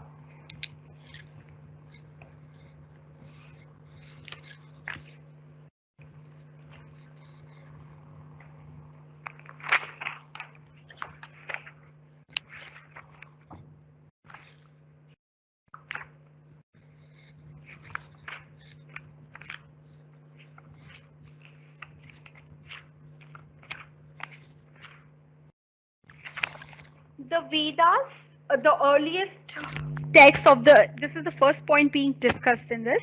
The Vedas, the earliest literary text of the Indo-Europeans, are the classical examples of oral poetry. They were orally transmitted by the Srotriyas.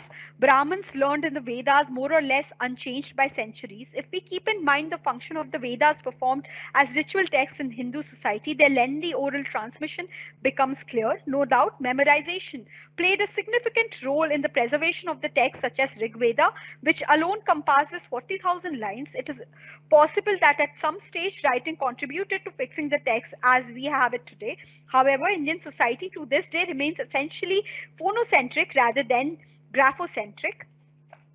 Uh, the second point to note in this regard, in the oral tradition and the text of Silapati Karam, is the tradition has regarded poetry as a way of knowledge, as a way of putting one's house of being in order. To borrow Martin Heidegger's phrase, poetry for the matter, every word we speak is composed of breath. On this most intelligible foundation rests the way of poetry. It offers the poet and his listener the unique opportunity of finding order, integrity, a way. This we take to be the function of language itself rather than an exclusive property of poetry. However, poetry exhibits the property to an unusual degree. It is believed that the spoken word properly formulated could produce a physical effect on the world. The word was invested with sacred power. Patanjali, in fact, has gone further than Heidegger in his attempt to empower. Who was Heidegger? Okay, so Heidegger was a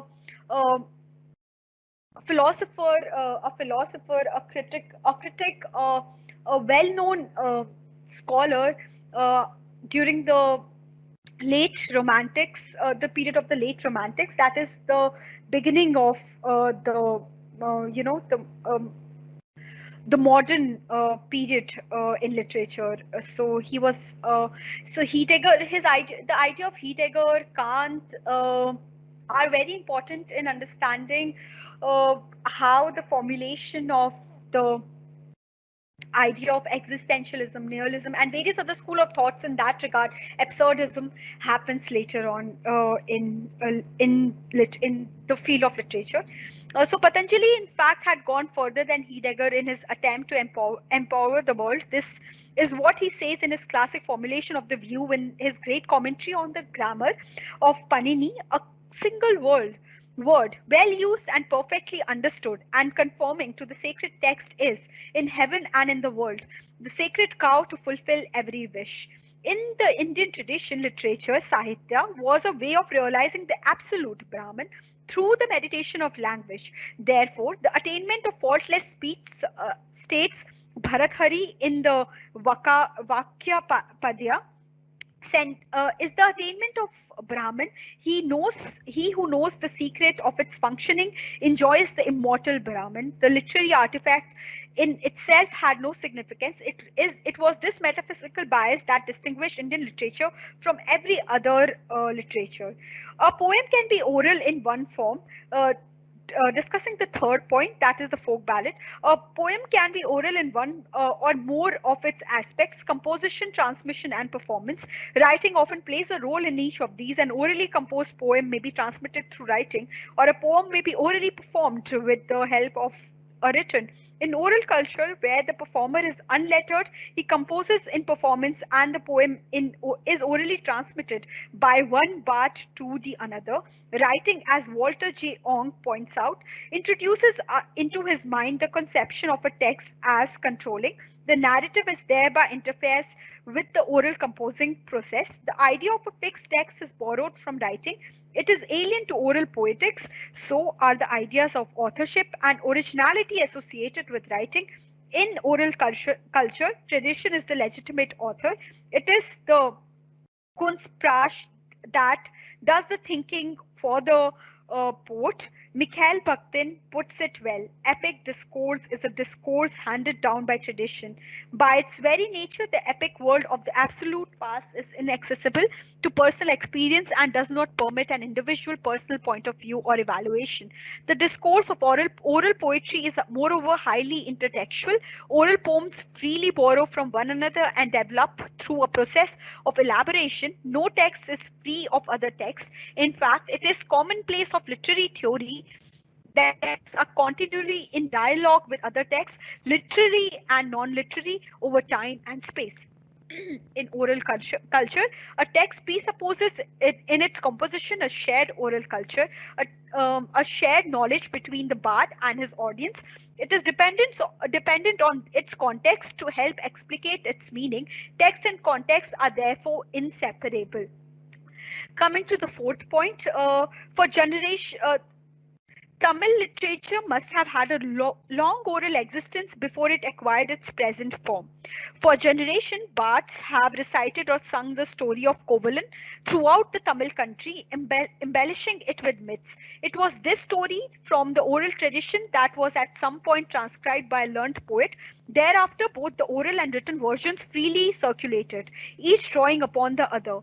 One such written version that has come down to us from the distant past is attributed by tradition to Ilanko Athikal, a prince of the Cheral royal family and Jaina monk. The poet tells the story of Akriyam meter, a recentive Akaval meter that is staple of early Tamil poetry. By the time of poem, northern Sanskritic ideas had become a part of the Tamil worldview.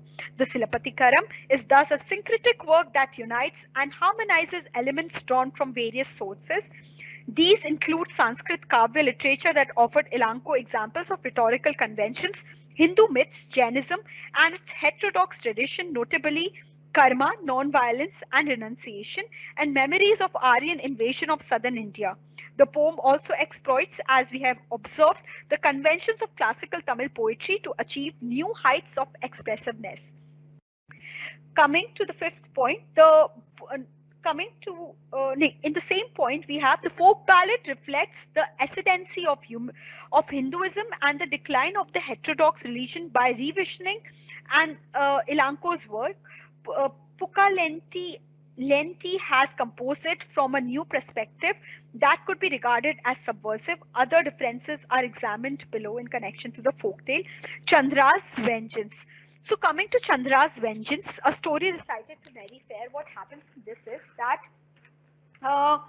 this is related to Kovalan. So this is while describing the Kovalan episode, we examine some of the folk version. So this is one of the example folk version of the Kovalan story above. One version of the story is called Chandra's Vengeance. It goes on that once upon a time there was a Sahukar wife who was childless. She told her husband, the Sahukar, that she would not rest until she had seen Mahadev and asked him to grant her a child. Much against his wish, she left her home and traveled through the jungle for months. She finally arrived in Mathura, Tiniveli country, where she met two women of the riverside. In this folk tale, the folk tale comes up with plausible explanations. This goes on, and in this too, we have a jeweler who, goes on the swoop down to the jeweler's porch where one of the Rani's anklet was kept and flew away with it. So the herdswoman took Chandra a bowl of milk to drink. It turned to blood in her mouth. Chandra was certain that Koila was dead. The herdswoman confirmed that after visiting the city, Chandra then rushed to the Raja's palace and charged him with the murder of her husband, the same way Chandra's vengeance, Kannaki's vengeance. So the folk tales comes up with a plausible explanation for Koila's misdemeanor. He forgets Chandra under the influence of a powerful drink fed by him to Molly's people. He is then forced into marrying Molly. Infatuated with Matavi, Kovalan buys her Garland. The same way Kovalan buys her. So these are the similarities between the folk tale Chandra's vengeance and the character and the story for Kovalan, storyline for Kovalan. So this is all in all about the oral tradition that have influenced the Patani cult established through the apotheosis of Kannaki. Um, Now coming to the second important point in this is the idea of kingship. Um, in spite So the first idea is the idea of king as a protector. In spite of its epic and therefore conventional status, the poem is politically subversive in the Tamil worldview. Even as a king is not spared, if he swerves from dharma, the humblest of his subjects is allowed to interrogate him, the same way Kannaki interrogates the king Pandya. The king of the Pandya dynasty. This is the sole reason for his existence. Um, the Tamil idea of kingship can be gathered from Elanco's reference to it in all three books. The Chola king is exemplary ruler. A statue in the public square is in Puhar weeps. Whenever served, the king's scepter and preference was shown in court by favoring one side against the rule of law. Elanco eulogies Puhar as rivaling heaven itself. Madurai, on the other hand, is steeped in pleasures. As Ilanko tells us, even sages this isn't from Canto 14, even sages turned into young men as they pursued these women. The Panthea king bypasses the law. He has Kovalan executed without trial, and in his anxiety to be reconciled to the queen, who at the moment feigns a quarrel with him, the king's rashness costs him his life, and Mathura itself goes up in flames. So the idea of king as a protector, so the Tamil idea of kingship is a king has to be a protector, a just king. Of all the three kings, the second idea is a close bond between the king and its subject. Of the three kings, it is the Cheral king Chenakuttavan alone who has the ear of a poet. Chenakuttavan describes the kingship entails to forswear tyranny and ensure the welfare of his subjects in the king's duty, born of a noble line, suffering in his lot, his throne is not to be envied. The king is elaborated in discourse on a kingship by the goddess Manimekalai for the benefit of Prince Uttaya Kumaran in Manimekalai. If the king served from the rule of law, the planets would step out of line. If the planets stepped out of line, the rains would fall. If the rains would fail. If the rains failed, life on earth would cease. It would be true to say one who rules the world as a king should look upon every life as his own. She emphasizes the close bond between the king and his subject on the other hand, and between the king and the cosmos on the other. So the idea of dharma, Rajya dharma, Patni dharma, the idea of dharma in general. Senakuttavan established his hegemony first by performing the Rajasuya, royal sacrifice, and second by dedicating the memorial stone for the goddess Patani. The royal consecration implies that he is now the king of kings and divinely ordained. The dedication implies that Patani is now the tutelary deity of his kingdom and that he is under her protection. Senakuthavan thus sees himself as uniting the three Tamil kingdoms culturally into a single nation, Tamilakam. Thus, both the king and the goddess become defenders of the realm. The third point, commenting Senakuthavan for performing the sacrifice of war, the Brahmin Matalan urges him to perform the great sacrifice with the help of priests versed in the four Vedas before it is too late. By performing the royal sacrifice, Rajasuya, as Gonda notes, the king is able to identify himself with the gods, especially Indra, the god of rain and fertility. During the celebration of Indra's festival in Pohar, elderly women perform a circular dance around Indra's standard and chariot and chant a prayer. May the king of this great land, sustaining his kingdom, be rid of hunger, disease, and enmity. May he be blessed abundantly with rain and prosperity. Early Tamil kings performed Vedic sacrifice to confirm their sovereignty. The last point is the Ramayana shares the Tamil idea of kingship. The Iliad does not. It is the Ramayana. Sita, the wife of Rama, king of Ayodhya, is forcibly abducted by Ravana, king of Lanka. Rama and his brother Lakshman then invade Lanka, kill Ravana, and burn down the city. On this return to Ayodhya, Rama bows down to the pressure of his subjects who suspect that Sita during her long absence may have been violated by Ravana. This, of course, is not true. Rama does not, however, accept Sita back. An enraged Sita then demonstrates her innocence by asking Mother Earth to open and receive her. The earth opens and accepts Sita. Rama, by his unusual conduct as a king, establishes the rule of Dharma, even at the expense of giving up his wife on suspicion. The Trojan War begins as a result of Paris carrying away with her full consent Helen, the wife of Menelaus, king of Sparta, when he was a guest at the king's court. Paris thus violates the host-guest relationship that is founded on mutual respect and trust. When Paris returns to Troy, Priam, his father, does not reprimand him, nor does he ask him to restore Helen to her husband Menelaus. Thus, the seed of both domestic and social disorder are sown by this act. By not acting honorably, Priam has fortified, at least in the Indian tradition, his rights as a king. As hell breaks loose or as the Greeks storm the city of Troy, Hector, Priam's favorite son and heir, is killed by Achilles and his body is dragged around the walls of Troy. Priam himself visits Achilles in his tent at night, unseen as an interloper, to beg for the return of his son's body. This is one of the most heartrending scenes of the Iliad. The Silapati Karam, a Dravidian epic, shares the Ramayana's concerns for the uprightness of the kings and not the Iliad's concerns. So this is the final point in the Tamil idea of kingship. Coming to Kannaki, here we'll be discussing the patriarchy and female sexuality.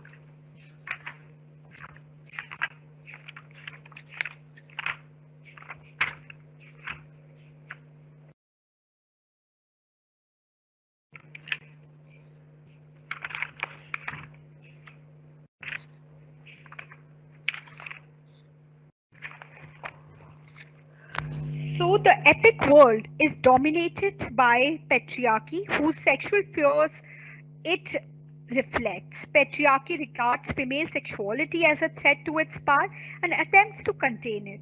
Repressed for centuries by patriarchy, women are forced into silence while struggling to use a discourse that was inadequate to express reality fully. Women's voice have gone unheard, for historically they are excluded from participating in the cultural dialogue that shapes reality. In order to recover this voice, Claudine urges women to be Volsius the language, thieves of language, female Prometheus, So the who is Prometheus is the Promethean legend goes by this, that there was this king Prometheus in the Greece who stole the fire from the gods, and in return he was punished. The myth of Philomela is a classic statement of this theme. Patriarchy reduces Philomela to the importance of silence and subverts it. So Philomela is discussed in the European classical literature in while you will be dealing with the text that is titled okay, so I am not remembering the title right now. So what is the story of Philomela is that she was raped by her sister's husband, and also her tongue was cut. This is the reference. This is just background of Philomela. Abandoned by Kovalan, Kannaki silently puts up in dignity and grief. Under patriarchy, any other response by a faithful wife should be unacceptable. When Kovalan is executed, she is outraged. She finds her voice and severely censors the king. Her voice renders him speechless, and she collapses before her. In the confrontation between king and commoner, it is the king who is humbled and made to eat his words. Denied love, Kannaki turns into an outlaw. She has no father, husband, or son to live for. And under patriarchy, a woman does not live for herself alone. Kannaki ritually unsexes herself. First, she breaks the anklet in the king's presence to establish her husband's innocence. A symbol of Kannaki, the anklet is metonymic. Metonymic means one thing used for another. So here, Kannaki and the anklet become metonymic in by the virtue that just like the anklet that has been broken open by Kannaki, so does Kannaki transgress from the role of a chaste wife who has no voice of her own. Metonymic relation and functions as an extension of her personality. She turns this ornament into a terrible instrument of vengeance against the king for his unjust execution of her husband. The anklet becomes a noose around the king's neck, and Kannaki in turn becomes his executioner. As a symbol, the anklet is entrusted with resonances. In folklore, it is considered to be an effective symbol of protection against evil spirits. This probably derives from the symbolic value of the circle. Thus, an protopaic effect is often attributed to it. Taking a person's anklet signifies robbing that person of connection, strength, and dignity. This is also true of the marriage pendant, the girdle, and the sacred thread. The investiture with the sacred thread is an essential part of spiritual consecration. In Bible, the angels are thought to be girded as a sign of both their strength and their control over their sexual energy. The fall of Madurai begins with the royal goldsmith's theft of the queen's anklet. Kovalan arrives in Madurai to dispose of Kannaki's anklet at this critical juncture, an inauspicious omen in itself. His meeting with the goldsmith is described in one telling image. He was like Yama's messenger. It is in line 119 to 20 in Canto 16. To save his own neck, the unscrupulous goldsmith accuses Kovalan of the theft before the king, and Kovalan is instantly put to death on the king's order. It also functions as a metonymic for her sexual organ. Breaking it signifies castration with her husband dead. She has no use for sex. This is further reinforced when she wrenches her breast, an embodiment of sexual power of her body, and hurls it at the Tower of Madurai. Finally, Kannaki ceremoniously snaps her golden bracelets in the temple of Koravai, the goddess of war and victory. On the outskirts of Madurai, and confirms her status as a widow and outlaw. It is ironic that the goldsmith's theft of the queen's anklet parallels Kovalan's disposal of Kannaki's. Both actions are fraught with ominous implication of their owners. Both Kannaki and the queen become widow. The queen dies from the shock, and Kannaki is changed into a goddess. The anklet, as one of the two terms in the title Silapati Karam, thus attests to Kannaki's importance as the heroine. The epic hero, observes Laurus Lipking, tends to define himself by leaving a woman behind. The roster of abandoned women in epics includes Ardian, Penelope, Dido, Emba, Sita, and Kannaki. Throughout history, patriarchy has oppressed women and excluded them from the centers of power. A few, however, resisted the oppression and freely spoke their minds. During Odysseus' absence from Ithaca, his wife Penelope remains faithful to him despite importunate suitors whom she puts off by weaving and unweaving a shroud of her father-in-law Laertes. In Wallace Stevens' poems, Penelope's intense meditation recreates Odysseus' return as she waits for her actual husband to come home and be reunited with her. It is precisely this final fortune that Kannaki is denied. When Kovalan is killed, she forfeits both her anklet and what is even more precious, the necklace of his arm. On the death of her husband, from an angel in the house, she is metamorphosed into an avenging fury outsider.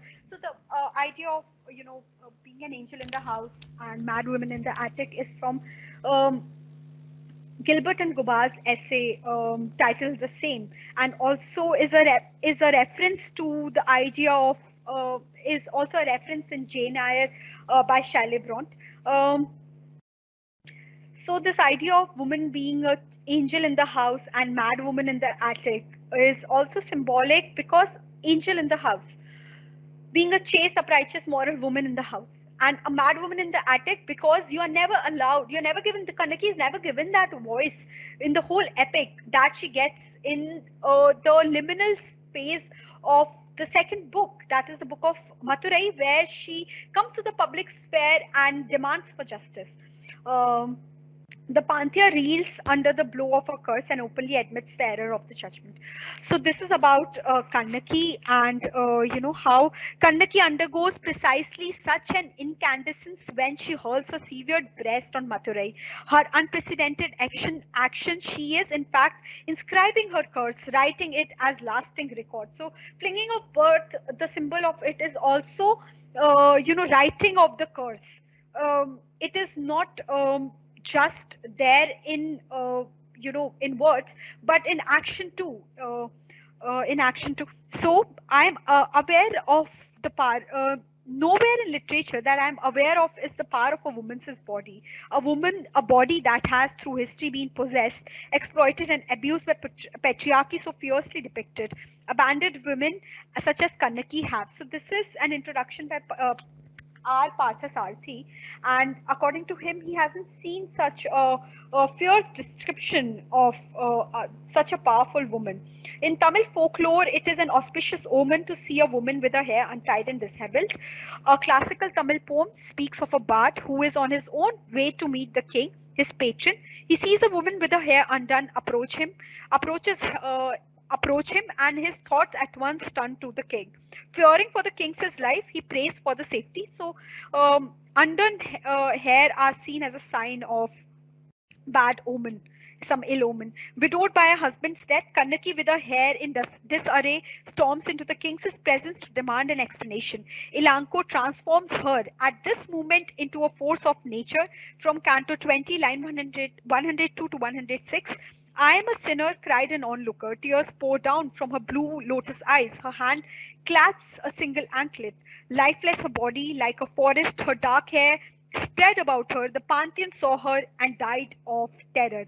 While disheveled hair, sometimes interlaced with snakes, refers to fearsome deities such as Gorgon Medusa, who had the power to turn into. And this also reminds me of, while we are talking about the body of a woman and women using it as a symbol of power, essay by Helen Zixis that is titled Medusa's Love, where she says, why Medusa is because Medusa was wronged, was raped by one of the gods in the Greek mythology. And when she goes to the goddess Aphrodite to demand for justice, she is rebuked as the one who has tried to seduce the god. And in return of her action, um has been punished by what happened with her. She was violated by the. So Medusa becomes the symbol of a woman who, even after having been renounced not just by her family and by the world in general, doesn't stop laughing.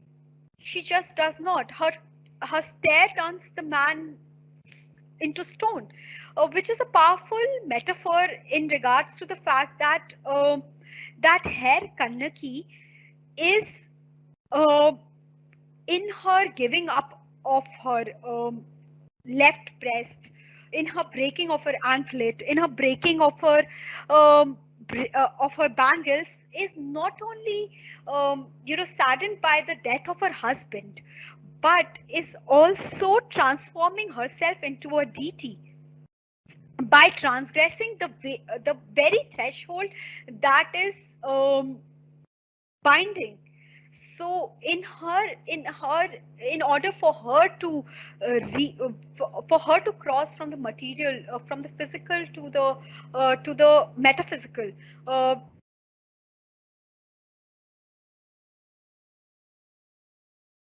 and establishes herself as a deity, as is also established by the Cheral kings. So now coming to the critical overview, a short summarization of the whole thing. Um, for that, I would like to go to the essay itself. So the important points to note in this essay by Mr. V.R. Ramachandra Dikshitar is, okay, give me a minute. So yeah, the term Sangam, he says, is the Tamil form of the Sanskrit expression Sangha.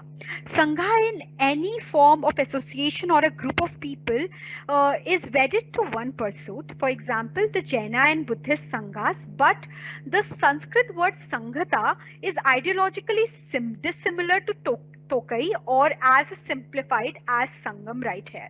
The term Sangam literature stands for an academy of arts and letters started and patronized. These are the important points out of the essay that I'm giving to you. So the term Sangam literature stands for an academy of arts and letters started and patronized by all the three crown kings of the Tamil land, Pandya, Chola and Chera. According to Ramachandra, they followed a democratic form of publication. Yet the publication in its censor was only limited to the prince of royal blood, who had a literary bend or blend of mind. Right. Now then he goes on to say that the lower limit of the Sangam age cannot be later than 400 AD, from the end of the 5th century AD. The characteristic feature for which are religious impulses, um, devotional songs, Shaiva and Vaishnava school of thoughts. Then he goes on to talk to examine the Sangam works and refers to the Agatyam, Aggatiyam grammar and Tolakapiyam, because he says that Agatyan. So why he refers to Agatyam grammar and the Tolakapiyam grammar is that the poetics, the idea of poetics as is there in Elanco's poetics is entrenched in the idea of Sangam literature that is there in Tolakapiyam. Uh, Agatyam grammar is mentioned because Agatyanar was the mentor of, was the teacher of Tolakapiyanar, who has written Tolakapiyam. So the important feature in this, in the grammar, he's grammarians he is referring to, and the grammar he is referring to are Yuri, Kuri, and Panappu, that was discussed in the first session too. So Yuri here is the root, and Kuru and Panappu are the essential element or the seed themes. According to B. Mangalam, Yuri is the human element. The Song of Benediction in Silapatikaran represents the multiplicity of gods and shrines, which is varying from Tolakapiyanar's Shiva and addressal to Shiva and Marunga and Murungar, Shiva and Murungar. Yeah. So we'll see the name. It is right here.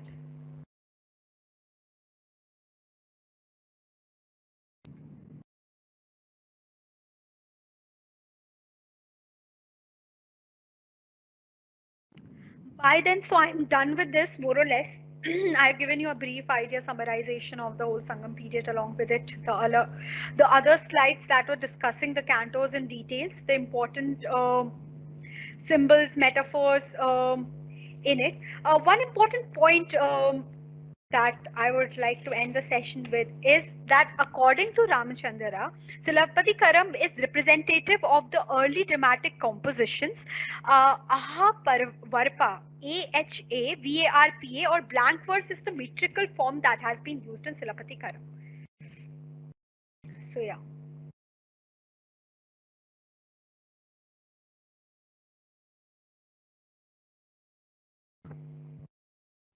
So we are done with our session for today, and if you have any queries, please type it right here and I'll be more than happy to address it.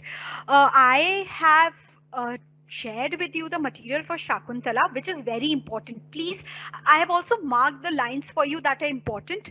Though you have to read the whole material, but still the lines that are important, I have marked them down. Please go through them. I'll be sharing with you more reference material through the WhatsApp, and you can drop me an email in case of queries. I've shared my email with Vidushi, and we also have a WhatsApp group. Please contact Vidushi regarding that and get yourself added to the WhatsApp group, because most of the teachers, even Arunima ma'am, is sharing a material, a PPT through the WhatsApp group. She has also shared it through Google Teams. Um,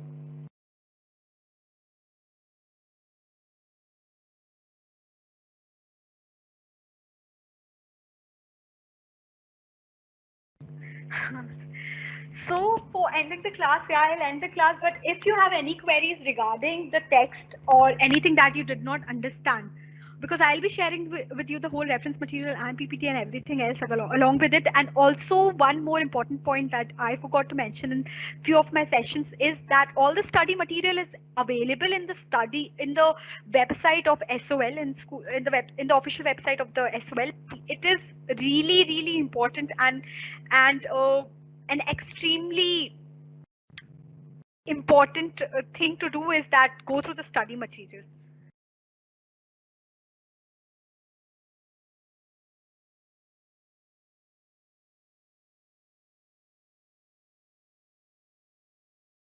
So there is a WhatsApp group. Please contact Vidushi, and there are in fact 3 WhatsApp groups, because two of them were full, I guess. So yeah, there are 3 WhatsApp groups. Um, the material is being shared there. Please go through the official website of SOL and go through the study material. I hope you like Silapati Karam. Silapati Karam is really interesting, and the and Kannaki, and the representation of her as a heroine in the female protagonist in an epic is so different from other heroines, right? Though they are similar, she's characteristically a little similar to Draupadi in Mahabharata. Yet she, I feel, is still. I'd say I like Draupadi better. So yeah, some bias.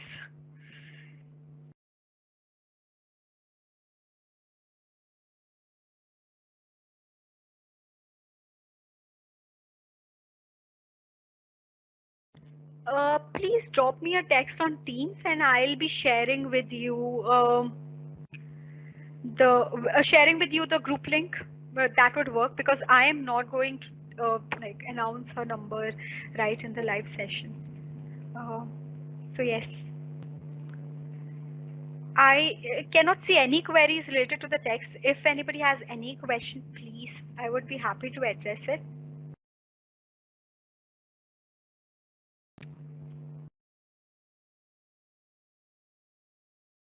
Please do not panic regarding the study material. The study material that is available in the official website of the SOL is uh, good. It is like really good. Along with it, individual teachers are also providing you with the reference material. So yeah, it would help. But in case even after this you face any issue, I would be more than happy to address it and help you out with it.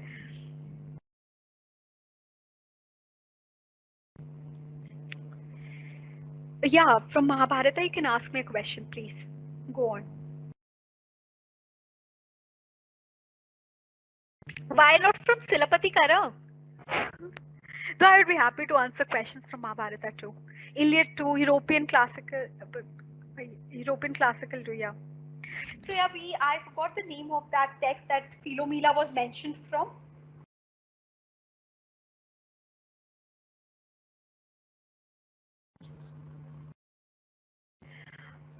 तीन पे कैसे पूछे पता नहीं, आप मुझे सीधे message कर सकते हैं। टीम पे ही मैं आपके साथ लिंक शेयर कर दूंगी। मेरी ईमेल आईडी है 15495shri@gmail.com 15495shri@gmail.com।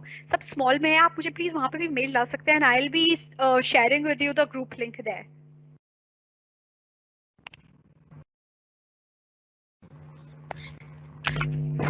My email ID is 15495shri@gmail.com 1515495shri at the rate gmail.com. I cannot see any question anymore. Um, yeah, I probably find it out. So yeah, the Philomela ka reference was from the Greek mythology where her tongue is cut and she's incarcerated for really long. So yes.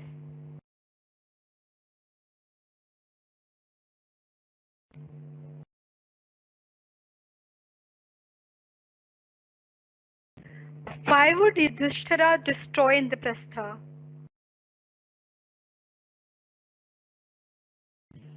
Unity of action in any epic is of utmost importance. The idea of unity of action and how the storyline is delineated.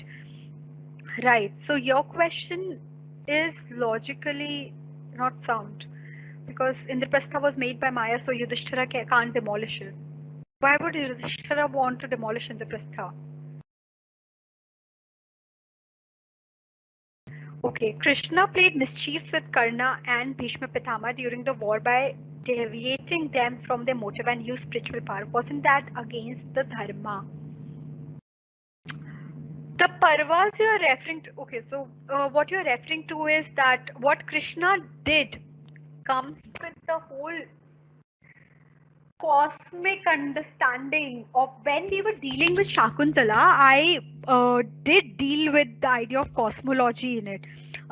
So when I dealt with cosmology, so the idea of balance doesn't work on the mortal understanding of it. In the religious text, the idea of the idea of the karmic side, the idea of the balance being maintained doesn't work according to the mortal understanding of things because as was as is often in colloquial terms, I would like paraphrase it and say that the world is a theater and we are all participating in it, right? In the same way a drama uh, goes forward with its various acts, scenes and other things, so did the storyline for it. And because the balance of the bad and the good, to be put it simply, had to be maintained, and because how they had wronged Draupadi knowingly in the in the dicing and the sequel of dicing ha- do ha- is why they have to go through the trial and tribulations that they went through. Um it is a part of as you sow, so shall you reap.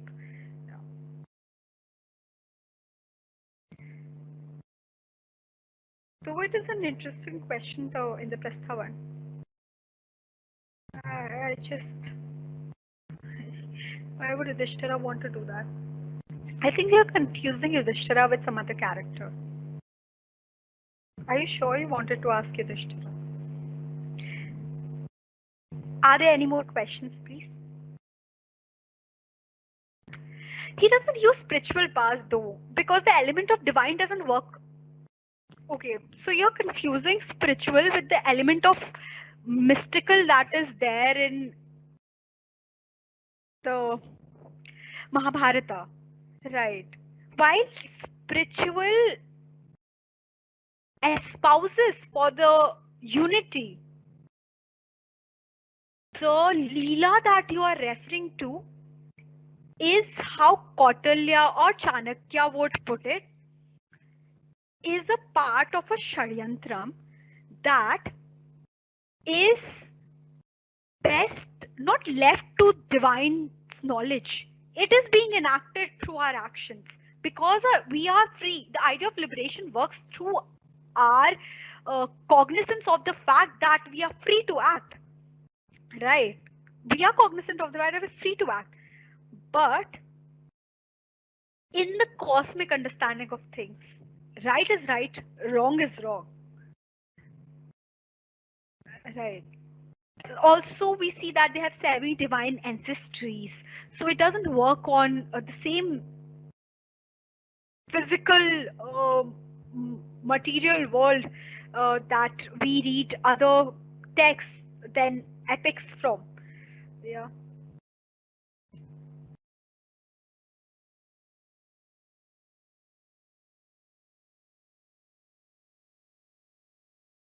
So it is after the the dicing and the sequel of dicing when they finally lost and had to go back to um, and were had to go incognito for like 13 years.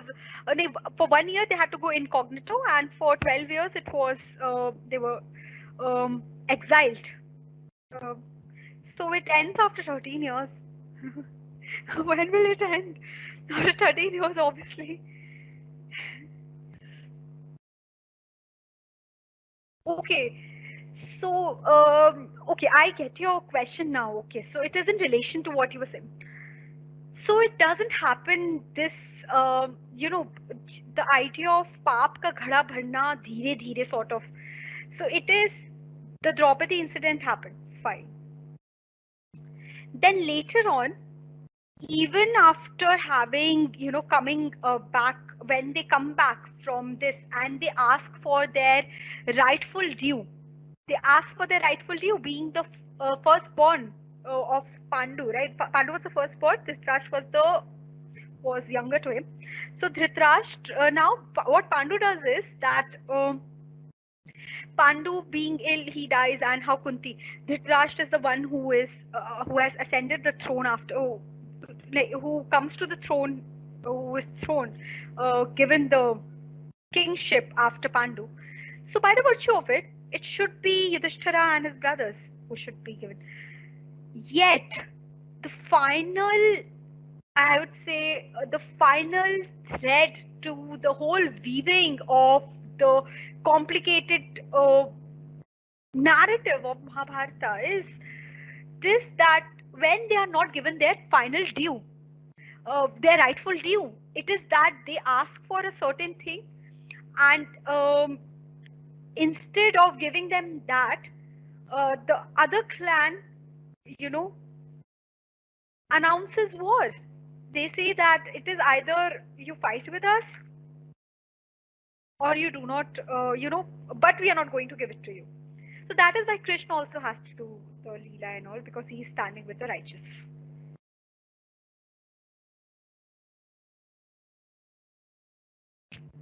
Yeah. Look, you are confusing the incidents. In the Pehla wala thing, they had gone before the dicing and the sequel of dicing. The preface to it is that yes, it had happened before too, but they had established their own kingdom, own new fiefdom there, and it is after that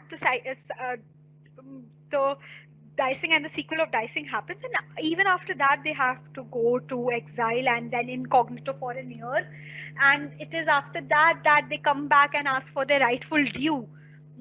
Having lost it, that this was the deal, that this is what would happen, but you're not playing fair. Yeah.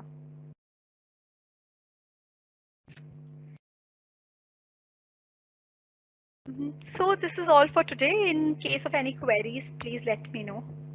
It was nice to have this session with you. We'll begin with our next session from tomorrow on Edwin Giro's Love Stands Alone. We are done with Silapati Karam. Thank you for your cooperation and being patient with me. Bye.